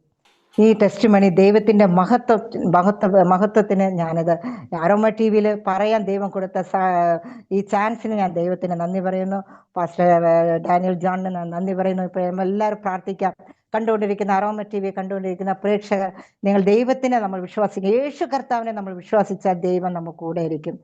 പരിശുദ്ധനായ ദൈവമേ, കർത്താവേ, അങ്ങയുടെ നാമത്തിൽ ഞങ്ങൾ വരുന്നു. ഇത് അരോമ TV കണ്ടുകൊണ്ടിരിക്കുന്ന ഓരോരുത്തർക്കായും കർത്താവേ, നിങ്ങളുടെ സന്നിധിയിൽ ഞാൻ വരുന്നു. എത്രയോ പേര് ഈ കഷ്ടത്തിലും നഷ്ടത്തിലും, കുട്ടികളെ മരിച്ചവരെ ഇരിക്കാം, കുടുംബത്തില് ഉള്ളവരെ വിട്ടവരിക്കാം, ഏത് സിറ്റുവേഷൻ ആയാലും കർത്താവെ ഇപ്പോഴും അവരെ നീ തൊടണമേ. പരിശുദ്ധാത്മാവിന്റെ നിറവ് അവർക്കുള്ള വരണമേ. ദൈവമേ, നിങ്ങൾ ഓരോരുത്തരെയും അനുഗ്രഹിക്കണമേ. ദൈവത്തിന്റെ വരങ്ങളിലാലും ദൈവത്തിന്റെ ഫ്രൂട്ട്സ്, ദൈവത്തിന്റെ ഗിഫ്റ്റ് എല്ലാം യേശു കർത്താവെ കണ്ടുകൊണ്ടിരിക്കുന്ന ഓരോരുത്തരുടെ ജീവിതത്തിൽ ഉണ്ടാകട്ടെ. യേശു കർത്താവിനായിട്ട് ജോലി ചെയ്യാം, പ്രവർത്തിക്കാം, ശുശ്രൂഷ ചെയ്യാം. ഓരോരുത്തരെയും ദൈവമേ തെരഞ്ഞെടുക്കണമേ എന്ന് പ്രാർത്ഥിക്കുന്നു. ഈ ലോകത്തെ കാണുന്ന ദുഃഖമോ ലോകത്തെ കാണുന്ന പ്രശ്നങ്ങളോ ഒന്നും ബാധിക്കാതെ യേശു കർത്താവ് ഓരോരുത്തരെയും നടത്തണമേ എന്ന് പ്രാർത്ഥിക്കുന്നു. ഈ അരോമ TVക്കായി ഞങ്ങൾ പ്രാർത്ഥിക്കുന്നു. ദൈവമേ, ഓരോ സാക്ഷികളും അനേകം പേരെ ദൈവത്തിന്റെ അടുത്ത് കൊണ്ടുവരാൻ പ്രാപ്തനാക്കണമേ എന്ന് ഞങ്ങൾ പ്രാർത്ഥിക്കുന്നു. പാസ്റ്റർ ഡാനിയൽ ജോണിനാണ് ഞാൻ പ്രാർത്ഥിക്കുന്നു, കുടുംബത്തിനായി പ്രാർത്ഥിക്കുന്നു, പാസ്റ്റർ ചെയ്യുന്ന ഓരോ മിനിസ്ട്രിക്കായും പ്രാർത്ഥിക്കുന്നു. ദൈവമേ ഇറങ്ങണമേ, ദൈവമേ ഇറങ്ങണമേ. എല്ലാവരെയും ദൈവത്തിന്റെ കരത്തിൽ കൊടുക്കുന്നു. യേശു കർത്താവിന്റെ നാമത്തിൽ പ്രാർത്ഥിക്കുന്നു ഞങ്ങളുടെ പിതാവേ, ആമേൻ, ആമേൻ. താങ്ക് യു കർത്താവിൻ്റെ ദാസി പ്രിയ ലത ബോസ്കോ, ടാൻസാനിയയിൽ നിന്നും ഇന്ന് അരോമ TVയുടെ പ്രേക്ഷകരോടൊപ്പം ദൈവം നടത്തിയ അത്ഭുതകരമായ വഴികളെക്കുറിച്ച്, ദൈവത്തിൻ്റെ പദ്ധതികളെക്കുറിച്ച്, ദൈവം തിരഞ്ഞെടുത്ത വഴികളെക്കുറിച്ച്, ദൈവനാമ മഹത്വത്തിന് വേണ്ടി പറയുവാൻ സ്വർഗത്തിലെ ദൈവം കൃപ ചെയ്തത് ഓർത്ത് ഞാൻ ദൈവത്തിന് നന്ദി പറയുന്നു. ലോകപ്രകാരം ഒരു സാധാരണ കുടുംബത്തിൽ, അല്ലെങ്കിൽ ഒരു കത്തോലിക്ക കുടുംബത്തിൽ ജനിച്ച് വളർത്തപ്പെട്ട അനുഗ്രഹിക്കപ്പെട്ട ഒരു ബാല്യകാലത്തിൻ്റെ ഒരുപാട് ഓർമ്മകൾ പങ്കുവയ്ക്കുവാൻ ദൈവം സഹായിച്ചു. ഒന്നിനും വലിയ കുറവ് ഉണ്ടായതായിട്ട് മനസ്സിലാക്കാൻ കഴിയുന്നില്ല. അത്യാവശ്യമുള്ള എല്ലാ ജീവിത സൗകര്യങ്ങളും, നല്ല വിദ്യാഭ്യാസവും ചുറ്റുപാടുകളും എല്ലാം ഉണ്ടായിരുന്നു. അതുകൊണ്ട് തന്നെ ആത്മീയ മണ്ഡലത്തിൽ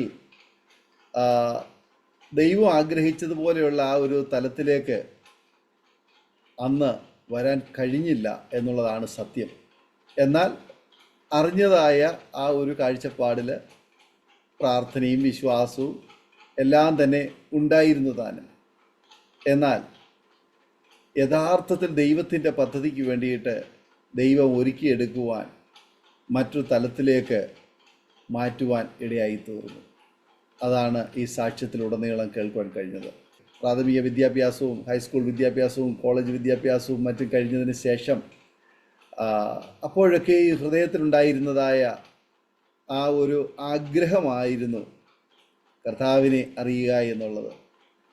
ആ ഒരു സ്നേഹത്തിലേക്ക്, ആ ഒരു ദൈവീയ പദ്ധതിയിലേക്ക് വരുവാനിടയായി തീർന്നതിന് ഏറെ നാളുകൾ കാത്തിരിക്കേണ്ടി വന്നു എന്ന് മനസ്സിലാക്കാൻ കഴിഞ്ഞു. കുടുംബജീവിതത്തിൽ ദൈവം തന്ന മകളെ ദൈവം അതിനു വേണ്ടി ഉപയോഗിച്ചു.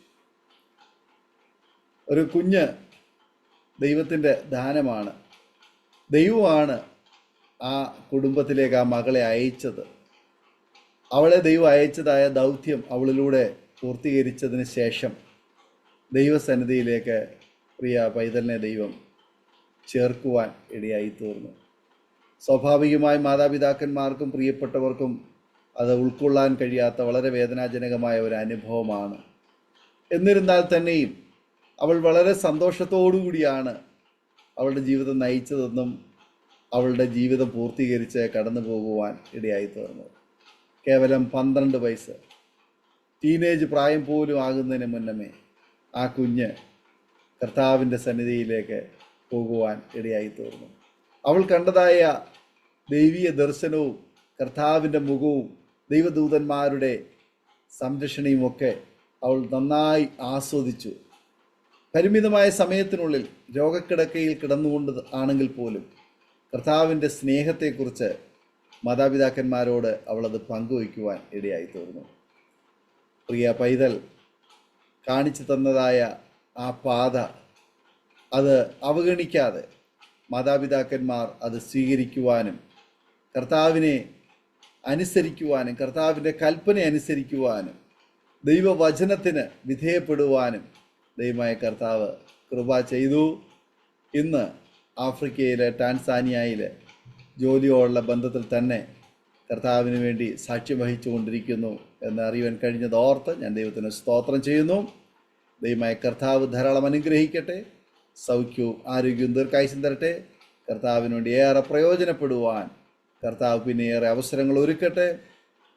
തീർച്ചയായിട്ടും ദൈവം നമ്മെ ഈ ഭൂമിയിലാക്കി വച്ചിരിക്കുന്നതിൻ്റെ പിന്നിൽ ദൈവത്തിന് വലിയ പദ്ധതികളുണ്ട്.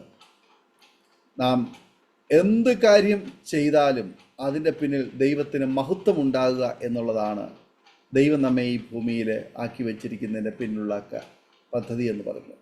നമ്മെ ആക്കി വച്ചിരിക്കുന്ന ഇടത്ത് നാം വിശ്വസ്തയോടുകൂടി കർത്താവിനെ സേവിക്കുക എന്ന് നാം തിരിച്ചറിയണം.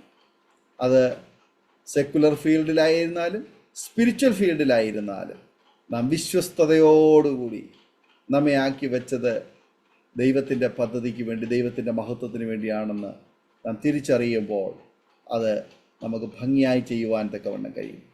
പ്രിയ കർത്താവിൻ്റെ ദാസിയെ ദൈവം അതിനായി ഉപയോഗിച്ചു കൊണ്ടിരിക്കുന്നു.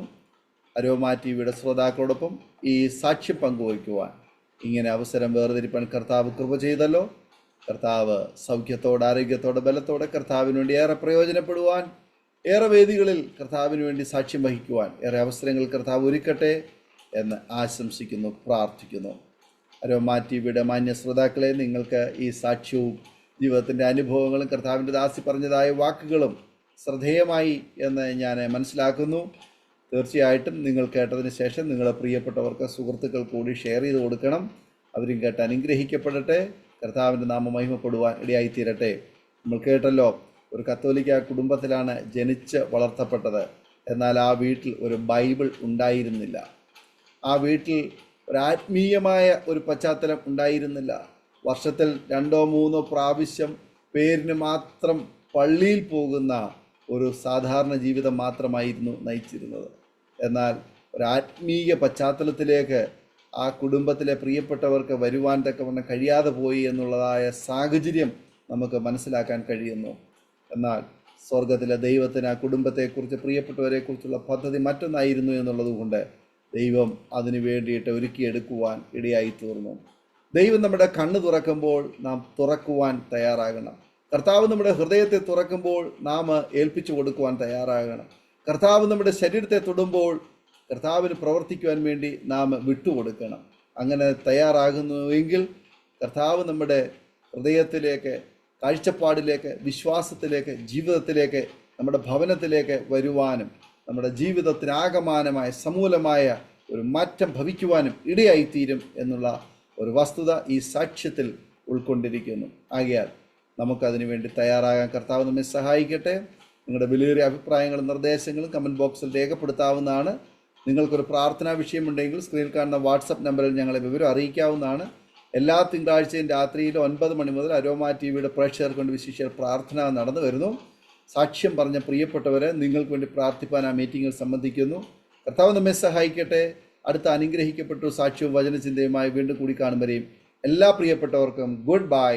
God bless you all. ആമേൻ. ഓർമ്മയുടെ മനോരഥത്തിൽ മായാത്ത ഓർമ്മയ്ക്കായി അരോമ മാട്രിമോണിയിൽ നിന്നും ജീവിത പങ്കാളിയെ കണ്ടെത്തൂ. നിങ്ങൾ ഒരു ക്രിസ്തീയ ജീവിത പങ്കാളിയെ അന്വേഷിക്കുകയാണോ? അതോ മക്കൾക്ക് അനുയോജ്യമായ ഒരു തക്ക തുണയ്ക്ക് വേണ്ടി പ്രാർത്ഥിക്കുന്ന വ്യക്തിയാണോ? എങ്കിൽ അരോമ മാട്രിമോണി നിങ്ങൾക്ക് വേണ്ടിയാണ്. ഇന്നു തന്നെ സൗജന്യമായി രജിസ്റ്റർ ചെയ്യൂ. അരോമ മാട്രിമോണിയുടെ പ്രത്യേകതകൾ: രജിസ്ട്രേഷൻ തികച്ചും സൗജന്യം. ലോകത്തെവിടെയുമുള്ള അനുയോജ്യമായ ക്രിസ്തീയ ജീവിത പങ്കാളിയെ തിരഞ്ഞെടുക്കാം. വിവാഹം നടക്കുന്നതുവരെ സർവീസ് ലഭിക്കുന്നു. ഏറ്റവും ചെറിയ പാക്കേജുകളും തിരഞ്ഞെടുക്കാം. അരോമ മാട്രിമോണി നിങ്ങൾക്കായി ഒരുക്കുന്നു വിവാഹം പരമാനന്ദം. Email aroma matrimony2020@gmail.com